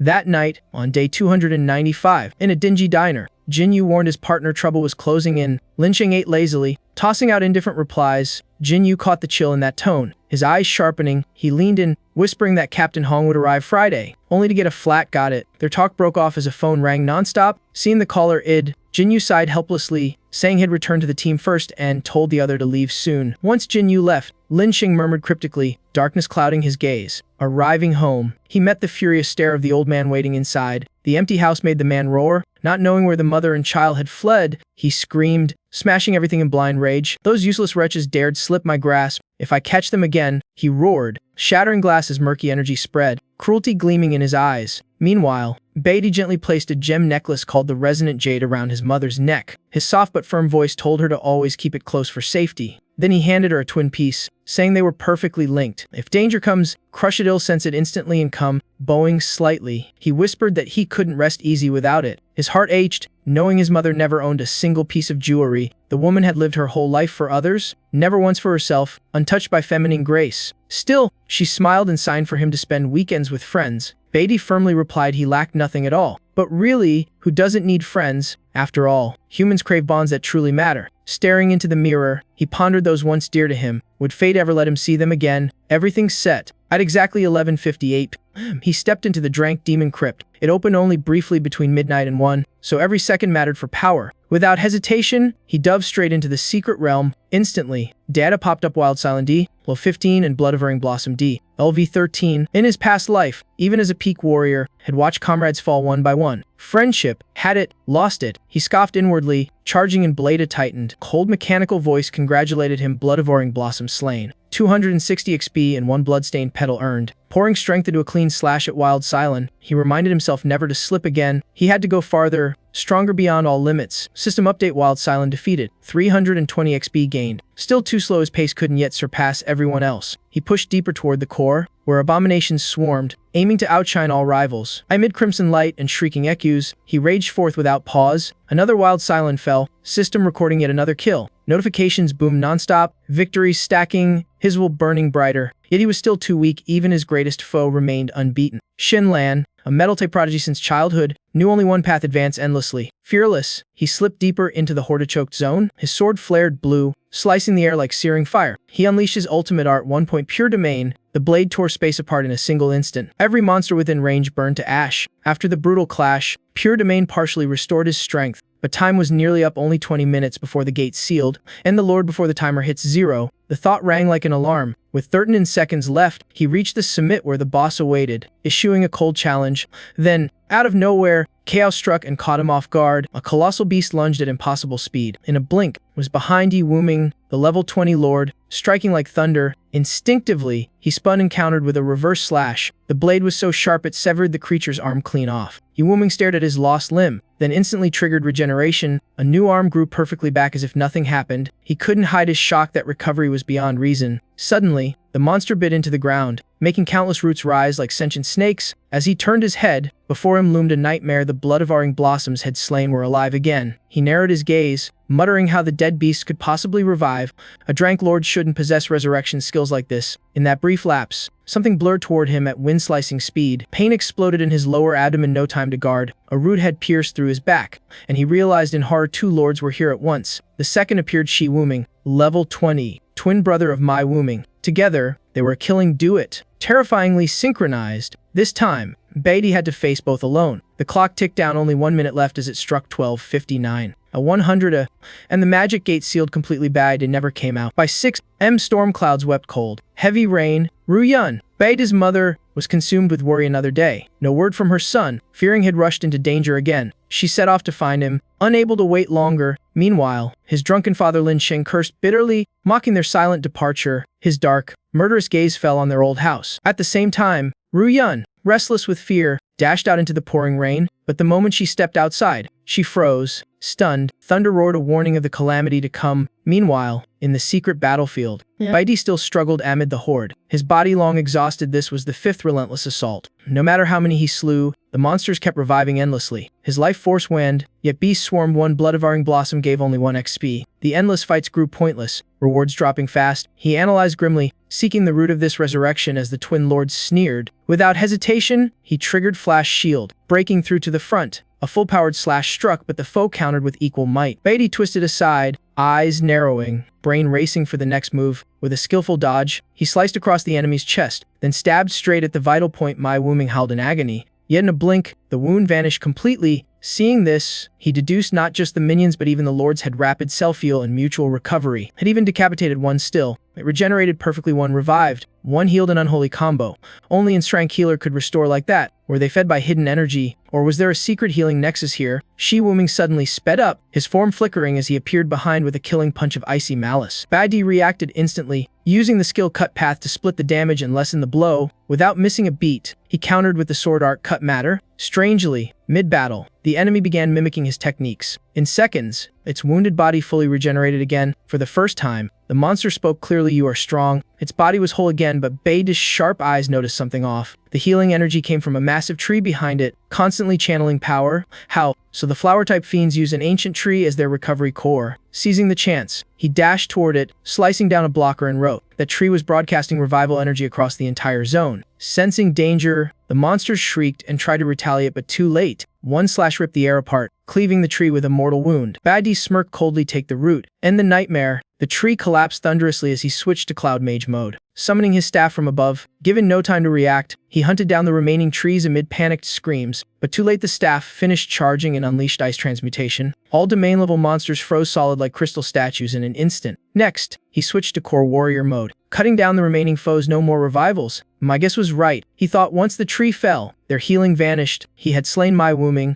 level 20 Lord, earning 2,500 XP and 100 Spirit Herb, a supreme healing item. With the power source gone, the rest disintegrated into dust. Only one final boss remained on the battlefield. Bai Di pointed his sword at it. "Eyes sharp as blades, your turn." The last creature trembled in fear, but then it suddenly stood up, surprising him for a heartbeat. Shi Wuming spoke in a wary voice, "Enemy." Bai Di laughed mockingly, a lord wanting death for kin. "Fine, I'll oblige." He charged, landing the final strike. The foe didn't resist and fell instantly. 2,500 XP gained. He also obtained Toxic Thorn, a rare flower-mint weapon material. As the last boss fell, the dungeon gate opened, sunlight spilling in like victory's call. Then, the system announced Flower Element Essence Max New Profession Awakening. He raised a brow, curiosity stirring. Had the flower path reached its peak? What would the new class be? He recalled his previous red class awakening, wondering what color this one would bring. When the result appeared, he felt slightly let down. Just a blue class. Still, he stayed rational. A summoner did need high stats, just mastery. Scrolling down, he found its title Pact of Spirit Bloom, a contract with the evil spirit you. A spark flashed in his mind. If that's true, could the two fallen bosses also? A bold idea surged, and just as he guessed, faint twin souls drifted above the corpses of Mai and Shi Wuming. Bai Di calmly approached, casting Spirit Bloom Pact to summon both souls, which began regaining their original forms. Meanwhile, Lin Sheng stood outside a rental house when his phone rang. "Who the hell calls at this hour?" he growled, picking up,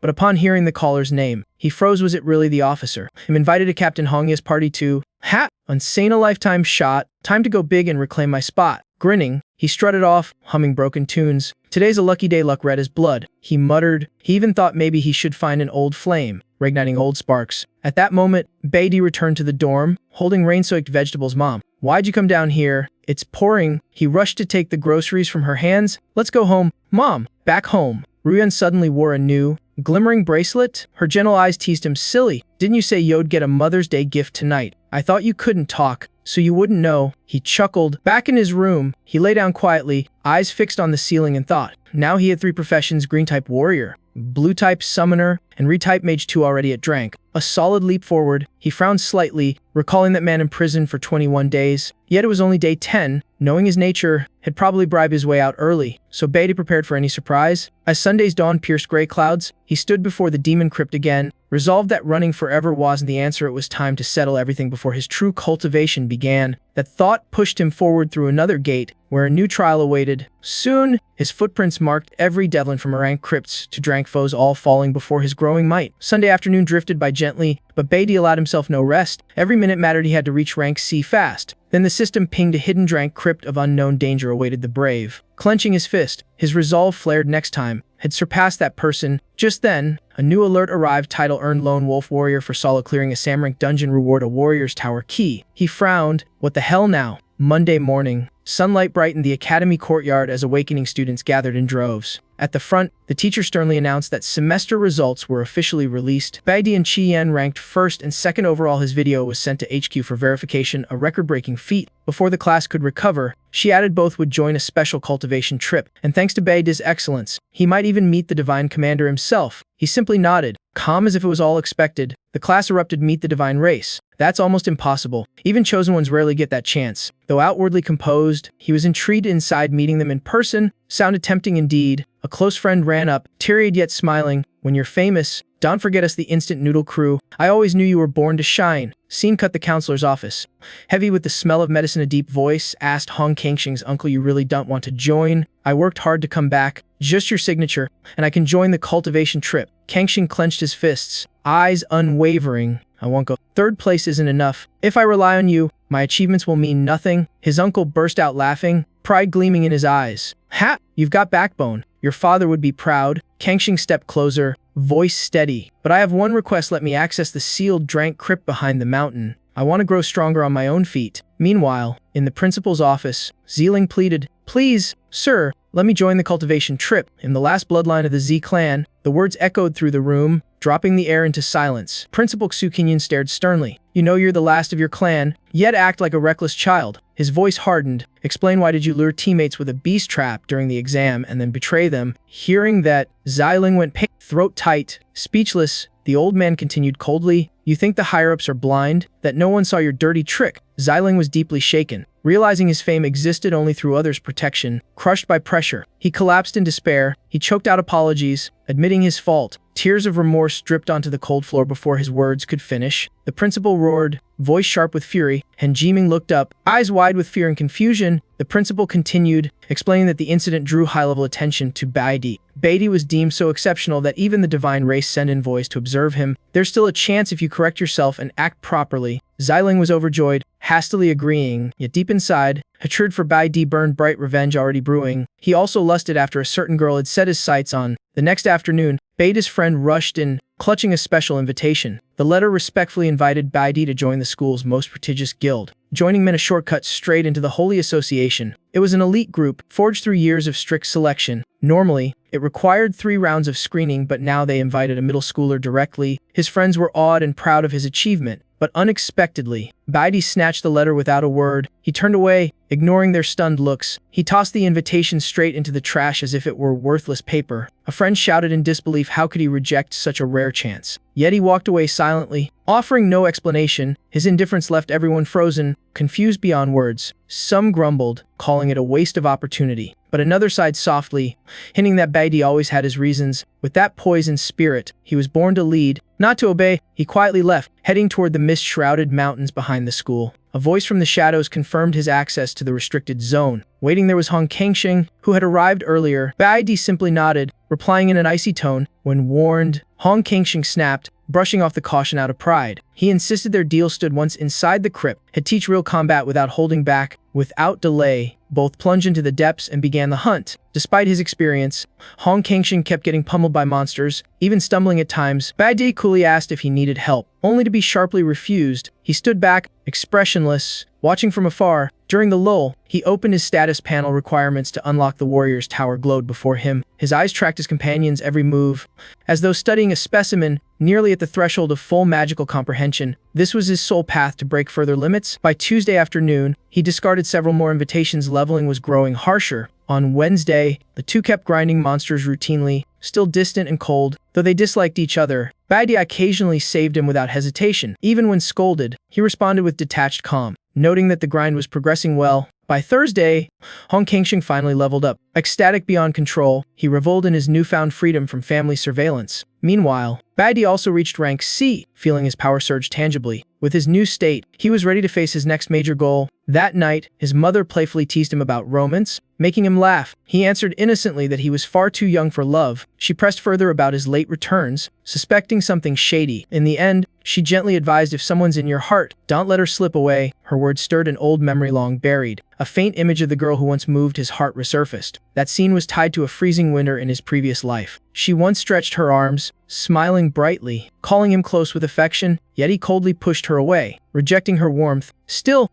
they fought side by side through blood and peril, exhausted yet smiling in victory. She called him her steadfast leader. She reached out, asking him to lift her and keep moving forward together. Then softly, she asked again for just one embrace, but he turned aside, leaving her others' care in silence. When fate struck, All he could do was watch helplessly as she died before his eyes. In that past life, after nearly dying himself, he was taken to a place called Enli. Their reunion happened in the most prosperous realm of mankind, the Holy River Nation. Yet now, her whereabouts were a mystery far beyond his reach, for in this life, only he retained the memories while she was but a stranger anew. At the same time, a former teammate grumbled about not reaching him, and Lee laughed heartily at the mention of him, sensing fun ahead. The more distant he was, the more people wanted to figure him out. They decided to meet him personally and deliver an official invite. As expected, the next morning he got a strange gift from his mother. She gently said it was his birthday present. He was surprised, never thinking she'd prepare such a thing. Slowly opening the box, he explored what lay inside. It was a simple scarf folded neatly in the box. Alongside was a handwritten card filled with love and faith. He smiled awkwardly. Why give a scarf when it's almost summer? In that moment, he realized his mother knew he planned to leave. She confirmed it, carefully advising him on weather and health. Turns out, she had always silently followed his every step. On his birthday, she told him to invite friends and slipped him money. But he shook his head, admitting he had no real friends. The scene suddenly shifted to the schoolyard, hinting at new events. There, he got an unexpected gift from a classmate. He looked at the strange item, puzzled about what it was. The guy grinned proudly, saying it was his favorite possession. Another student stepped up, looking smug like he had a big surprise. He pulled out a small gift box, boasting about its value. One glance told him the gift was truly precious. It was the original copy of his favorite magic film. In his past life, the two had secretly watched that banned movie together. The friend had warned him to keep it a total secret from teachers. Without hesitation, he stored the prize gift safely in his desk. Turning back, he nodded gratefully with sincere thanks. Seeing that, everyone around brightened with shared joy. Cian softly approached, her voice gentle as she called his name. She handed him a birthday gift, calling it the fruit of sin. Two classmates gasped, guessing wildly about what was inside. Rumor had it this was an unpriced, rank weapon. He was briefly flustered by her thoughtful gesture. After a pause, he solemnly declined, saying it was too valuable, but she gently replied, her eyes sincere. Recalling a past favor, with a half-smile, she said it was nothing special, just a little help. He pondered, realizing he did need stronger equipment. She clearly knew he lacked proper gear despite his new class. He never expected such careful concern on his birthday. The class began whispering about his relationship with Xiyin. Xiyin stepped closer, her eyes sharp at their murmurs. Bai suddenly invited everyone to dinner in a calm tone. He proactively asked his friends out for the occasion, shocking them. The group eagerly agreed, and the mood turned lively. Then came whispers from the window about strange uniforms. A student chimed in, saying that group was heading their way. Someone clarified it was the Supreme High Delegation looking for Bai Yi. Contrary to expectations, he just smiled faintly and refused outright. His decisive refusal thrilled his friends, who eagerly awaited what came next. The classroom burst into chaos as everyone rushed to see. Ziling also slipped out quietly, unwilling to miss the coming drama. He frowned with jealousy, baffled why everyone revolved around Bai Yi.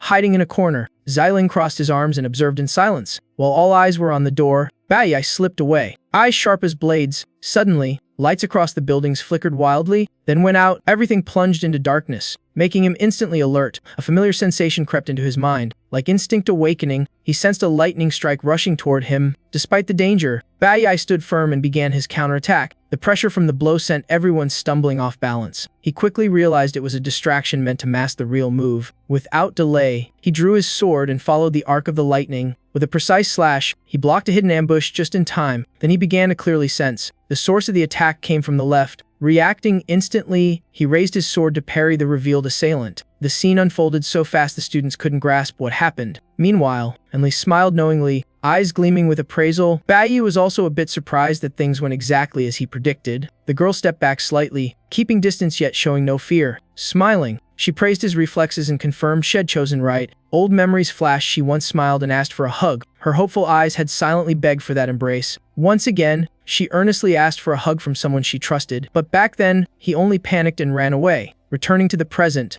Enli said she wanted to talk directly since he never replied. His friend still stared blankly, lost on what was happening. Yifan felt annoyed, assuming he'd reject her again. Enli stayed composed and continued her introduction, but before she could finish, Bai suddenly stepped forward and hugged her tightly, shocking everyone. The whole class froze, stunned by the bold move. Even Xiling was petrified, unable to believe his eyes. His voice came out deep yet tender, calling her name fondly. Gently, he said, long time no see, my dear one. The nearby students froze solid like statues struck by lightning. Enli stood motionless, eyes wide with disbelief. One classmate yelled as if watching a movie, calling it a legendary seniorman's twist. The bespectacled boy corrected him. She's the same age, just advanced early. Xiyin stood aside in silent shock, utterly lost. As his arms still held her, Enla's body dissolved into mist. Then she turned into lightning. Flashing behind him, she playfully tapped his shoulder. Smirking, she asked if that hug meant his acceptance. Then she formally introduced the school delegation, boasting its vast resources and superior growth. But Bai said nothing, his calm expression unchanged. Then he spoke firmly, rejecting the offer since he no longer felt tied to this place. As he finished, he boldly took her hand and declared confidently, "Because I'm founding my own guild. Next time we meet, we'll stand not as rivals, but as allies." Suddenly, the vice captain rushed over, panicking at her appearance.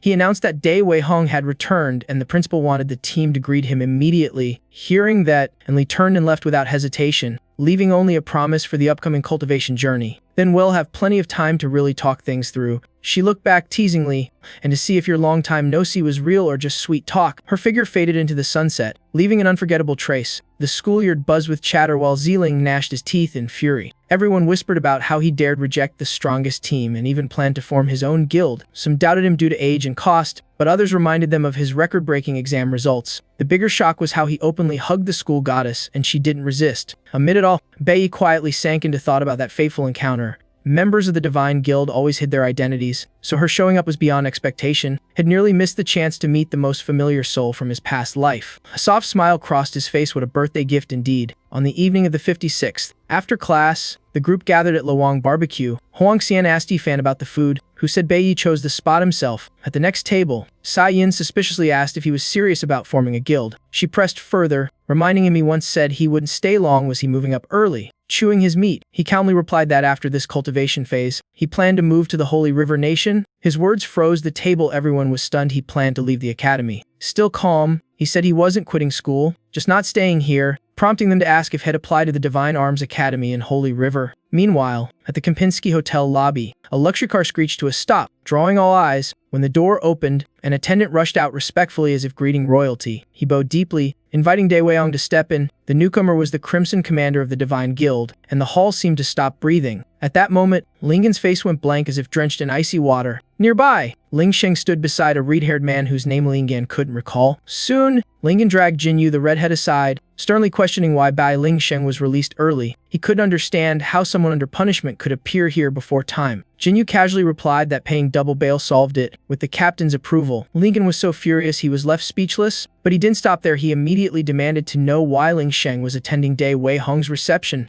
Jinyu feigned innocence, saying Ling Sheng only wanted to make amends and rejoin the squad. Just then, Ling Sheng approached Hong Bang holding a bag of magic crystals while Jinyu kept explaining. But before he could speak, Hong Bang roared and slapped the bag to the ground, his aura blazing. Facing Hong Bang's fury, Ling Sheng trembled, stammering incoherently. Hong Bang coldly scolded him, calling him an outsider unworthy to step here. Jinyu watched in terror, legs shaking and face pale. Ling Sheng frantically gathered the scattered crystals, mumbling pleas for mercy, but before he could finish, Hong Bang grabbed his collar and lifted him effortlessly, voice slicing through the air. "You've got nothing, yet dare come here begging for merit. Take that garbage and get out of my sight now." Before everyone, Hong Bang declared coldly that from now on, Ling Sheng was banned from ever approaching the squad. The decree pinned him to despair. Driving him mad, he smashed a magic crystal in rage. Muttering like a lunatic, he hissed, "One by one I'll make you all pay." At that moment, Yun Ya happened to step out of the apartment's trash room. She had no idea had been waiting there Hunosha long. Seeing Ling Sheng, her face turned pale with panic. He bared his teeth in a vicious grin, eyes flashing menace. He muttered gleefully, "Seems today's my lucky day." Back at the barbecue, Bai suddenly noticed a familiar group entering. Spotting their medals, he instantly recognized their affiliation, that emblem he knew it all too well. They were members of the Divine Guild. Yifan whispered that if Bai entered the Divine Relic Academy, he might outrank them all someday. Yifan sighed, while Xian brushed it off, vowing to pass and stay with him. Bai appeared calm but felt uneasy at how smoothly things were going. Huang Xian reminded everyone it was his birthday, so they should keep the mood cheerful. Yet even on his special day, Bai sensed a vague unease within. The group raised their glasses, smiling brightly, but the cheerful air was soon disturbed by a faint feeling of dread. Yunya clutched her son's gift tightly, seeking comfort in confusion. Ling Sheng snarled venomously, full of hatred and contempt. He ranted madly, accusing her of disgraceful ties. He threatened to teach her a lesson she'd never forget. He brought up old grudges, eyes gleaming with malice, demanding the origin of the item she held. It was a bracelet, a gift from her son. Yunya instinctively hid it, but Ling Sheng sneered and suddenly threw a punch. At that instant, the bracelet glowed mysteriously as if alive. Two ethereal beings emerged from the light. Summoned into being, they intervened immediately, blocking the strike in a flash. Their cold eyes radiated unwavering resolve. In unison, they vowed to sacrifice themselves to protect their master. The two wood-type spirit beasts were her companions, recalling her son's promise. He had told her to wear the bracelet so she'd be safe when he was away. Back in the present, the spirit beasts attacked in unison. They executed a flawless combo. Blasting Ling Sheng backward, he staggered, looking utterly beaten and disheveled. He wiped the blood away and grinned chillingly. Rage surged within him, his eyes glowing a terrifying red. At the barbecue, Bai Yi suddenly sensed the bracelet sending a strange signal. A surge of energy hit him, draining the color from his face. He instantly stood up, announcing he had to leave right away. His friends were stunned by his abrupt reaction. Outside, he called to check on the investigation's results. The report said Bai Ling had attended the banquet but was expelled afterward. After leaving the hotel, his whereabouts vanished completely. Worried, Bai Yi called home, but no one answered. After countless calls, fear crept in his mother might be near danger. If she met that man now, the consequences would be dire. The worst may already have happened to his mother. Without hesitation, he sped home on his bicycle like the wind, even with spirit beasts guarding her. He feared they were too weak to hold out. As expected, Shi Wuming was barely resisting the enemy's overwhelming force. Ling Xing glared, killing intent surging. The spirit beast coiled around his legs in one final effort. Though its body was shattering, it refused to let him advance. He grabbed it like a bothersome prey. Brutal stabs rained down amid furious roars. Yun Yun recoiled in terror at the blood spilling endlessly. Ling Xing slid closer, hissing wickedly. Your turn now. He stepped forward, his aura crushing the air itself. Seeing its comrade fall, the other beast reacted instantly. Without hesitation, it lunged to protect her, urging her to flee. Its body turned into vines, binding Ling Xing with desperate strength. Tears streamed down her face, her lips trembling until they bled. She turned and ran in agony while the beast held him back. But the enemy's power grew stronger by the second. He tore through the vine body, ripping the beast's arm apart. Without mercy, he strangled it to death. Yun Yun ran frantically, panic consuming her. Ling Sheng blocked her path, trapping her completely. He laughed eerily, savoring her despair. Before she could react, he yanked the jade pendant from her neck and sneered. With a squeeze, he crushed the pendant to dust. Her face turned pale, frozen with terror. He raised his knife coldly, spitting vile words as he struck. In that instant, she remembered her son's words about the jade. As the pendant shattered, a shockwave burst outward. The promise echoed, "Ill come the moment you're in danger." Bai Yi appeared suddenly, stopping the blade with his bare hand. Both froze, unable to believe their eyes. Even Ling Sheng stood stunned by his lightning-fast arrival. Bai Yi uttered one firm line. "This ends now." At once, memories flooded back like a raging storm. Back then, his father tortured his mother while he was tied, helpless to stop it. The madman, enraged by failure, vented all fury on his fragile family. The boy cried and begged his father to stop hurting her. He kept pleading, clinging to a fading hope for mercy. But it was too late. His mother couldn't survive. That day, meant for joy, turned to tragedy because he came home late. The unemployed man had become a monster, destroying his own home. Dark hatred consumed him. Reason long lost. Bai Yi struggled to rise, breaking free of the chains that bound him. Then he rushed forward, clutching his dying mother's tortured body. All that pain carved into his memory like a blade. The psychological shock triggered an evolution beyond his level. From an ordinary role, he burst forth as a platinum crane warrior. Flames of vengeance surged as he faced the man who caused the tragedy. In fury, he summoned chains from deep within his spirit. They coiled around the tyrant, sealing off any escape. Finally, he ended his foe with every ounce of silent hatred. But it was too late. His mother could never return. His tears fell not from physical pain but from a shattered soul. Yet in this life, he swore history would never repeat. Ignoring his wounds, he snatched the knife from his enemy and countered fiercely.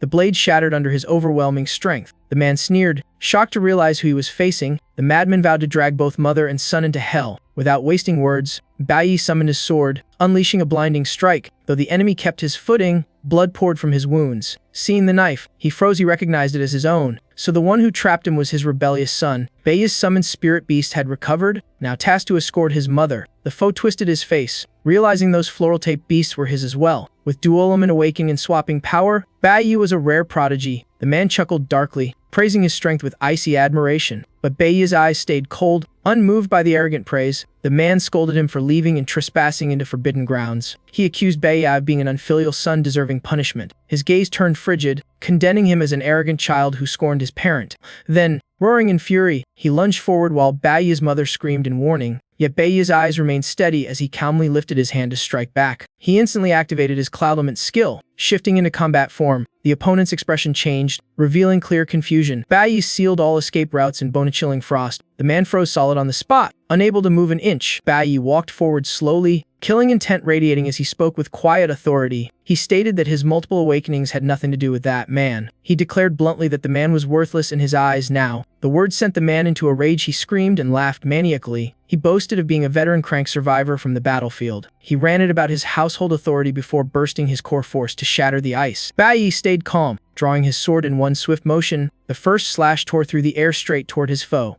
The blade shifted stance, flowing into a second attack. The armor-breaking strike pierced through the front guard cleanly. The man stared in disbelief that his defense was shattered so easily. Bai withdrew his sword, leaving a deep gash across his body. The man panicked, questioning his power, but Bai advanced with icy menace. He declared the severing of blood ties, erasing all bonds between them. His voice was sharp as frost. This man no longer mattered to him or his mother. Those words made the man's body stiffen for an instant, then he burst out laughing madly, shrieking about parental debt before Bai kicked him away like trash. The kick sent him spinning before crashing hard onto the tiles. Before he could recover, Bai closed in, dodging and countering with precision. The man shut his eyes. Enduring the storm of blows, he couldn't grasp why he had fallen to such a pitiful state. His mind still clung stubbornly to his red crank title. The relentless strikes left him staggering, nearly collapsing. Bai grabbed his collar, stressing that he never stood a chance. For years, the man had ruled only through brute force. He deluded himself into thinking authority gave him worth, because outside, he never dared face anyone stronger. Bai spat that he was nothing but a cowardly fool, a hollow man with no real value. Bai declared he wasn't even worthy of being called a man. Then he slammed his head into the ground, venting years of pent-up rage. Yunyun trembled, torn between fear and pride at her son's courage. The man panicked, begging for mercy yet showing no remorse. He clung to the title of father, demanding filial respect. Hearing that, Bai's gaze turned ice-cold and terrifying. He yanked the man close, asking if he'd remembered family when he was being cruel. He recalled being 7, the man's hand clutching his wrist, smashed against the wall again and again, crying and pleading. He still endured merciless beatings, even with torn ears. He remembered the man never stopped. His mother was beaten constantly, hospitalized every month. Any excuse, bad meal. Defiance was reason enough for violence. Whenever anger struck, home became a battlefield of fear. Bai slammed his head down again, mocking the so-called family bond. The man began to tremble, collapsing to his knees in despair. He promised to change, begging for forgiveness, but Bai's heart had turned to ice. Unmoved by false tears, he once thought perhaps the man truly regretted his sins. But the moment he turned away, the man stabbed him. Violence was his nature. Rage exploded, his power reaching its peak. His breathing thundered like war drums, his aura making the enemy shiver. The system in his mind announced an evolved skill as his sword rose. Menacing, his mother, trembling, pleaded for him to stop, torn by fear and love, yet he struck coldly, believing evil deserved no second chance. That monster must be stripped of all power to harm again. The slash fell with an earth-shaking shockwave, tearing the man apart. He screamed in agony, his body shredded beyond recognition. In panic, he begged to keep their fathers in bond, but to Bai, the words only made his stomach churn in disgust. He raised his hand, casting an ice skill without hesitation. Instantly, he sealed the man's mouth, silencing his cries. Bai declared the same ending as before, nothing to regret. But just as he lifted his sword, a familiar voice echoed in his mind. He froze, turning to identify who had called his name. Then he realized the spirit beast Wuming was linking his mother's consciousness. She said she didn't want him becoming another version of that man. That monster had already lost everything precious. Living in torment was punishment enough. Choking up, he tried to respond, but her voice continued to resonate. She didn't want him walking down that same dark path, nor did she want him burdened by vengeance for half a lifetime, like before, rotting in prison. Watching time drip past cold bars, her words rang like a bell of clarity amid his labyrinth of hatred. He nodded and said, "I understand," declaring he wouldn't kill the man but would never let him touch his mother again. In that instant, he recalled a skill from his past life, dual judgment. When cast on the dying, drains all spiritual power and leaves them crippled forever. His cold eyes followed the flash of light, sealing destiny's verdict. The blade carved an X deep into the old man, stripping every ounce of awakened power. He proclaimed the man powerless, no longer a practitioner. By dawn, the man must leave the city and never approach his mother again. Wuming would remember his aura within 3 miles, had be hunted instantly. Even if the man hid in prison forever, had still find and end him. Bai Lingsheng finally realized had fallen from glory to helpless mortality. He trembled and bowed his head in despair. With everything settled, he helped his mother back to her familiar room, then ordered his 2 spirit beasts to heal her carefully. Wuming joked while treating her that the old man hadn't even touched a hair on her head. Hearing that, he exhaled in relief. Had arrived in time. Ruyun comforted him, saying they had guarded her well. Yet he insisted on finding more protective jades for her safety. To his surprise, his mother suddenly spoke again like before. He gasped. Had she really just spoken aloud? It wasn't telepathy this time, but an actual voice from her lips. She herself was stunned, not knowing how she could speak. Wuming explained it was a temporary recovery from spiritual shock. Days later, The scene shifted to his departure from home. His mother and friends gathered, hoping he'd stay longer. He answered gently yet firmly that all was arranged, with protective jade to alert him of any danger. He asked them to care for his mother wholeheartedly. She knew he must leave to cultivate, but didn't realize that the boy in her heart had long become someone else. He carried a flesh-cutting hatred that forbade retreat. Just then came a rare chance a pass to the Holy River Kingdom. That was where his target hid the one fateful chance of his life. In his hand lay an invitation from the Holy Order Guild, letting him reach Shenghe earlier than in his past life. Though he knew the road might not lead back, he had to go. At that moment, his mother slapped her forehead, remembering something crucial. Today was 25621010, the full moon's blessing festival of the flower goddess. The Grand Mage would return for the ritual. He then recalled his mother's devotion to the flower goddess sect and that he hadn't told her had leave tomorrow. Perhaps leaving quietly was kinder, had never been good with goodbyes. Elsewhere, his best friend was recovering from a minor surgery, thankfully caught in time. The boy's father bowed gratefully to the benefactor who had saved his son. The friend, though downhearted, pretended it was just a small procedure, but to parents, even a small surgery was huge. They made him stay in bed. He sighed regretfully that the operation happened on Bei's departure day, so he couldn't see him off. The next day at Shenghe Station, 12:30 p.m., an emotional farewell unfolded. Chai Yin's mother fussed over her daughter, urging her to stay healthy. She hugged her one last time, asking her to tell her father not to blame himself if they met. Someone joked that it wasn't that serious, it was just a short cultivation trip.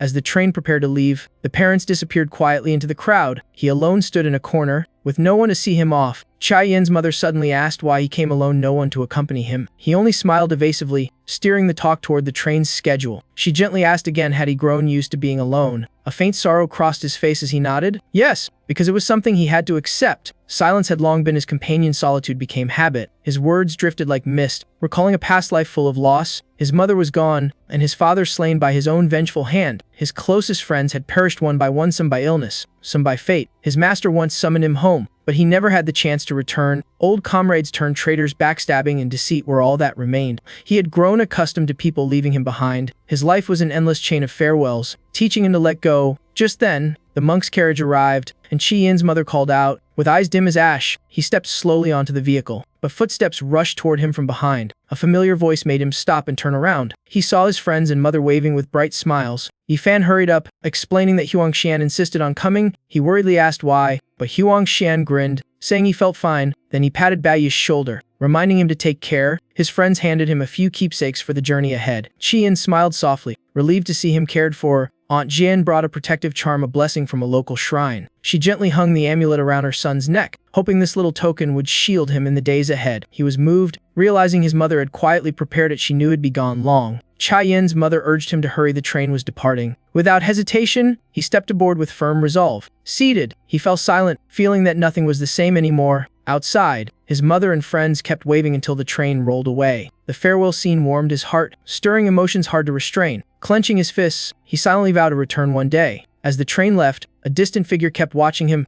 That person immediately reported the delivery was complete, awaiting further orders. He was the intermediary sect master of the Flower Goddess Temple and Swan-ranked expert. The voice on the other end calmly replied, "Nothing more. Our bet now rests on him."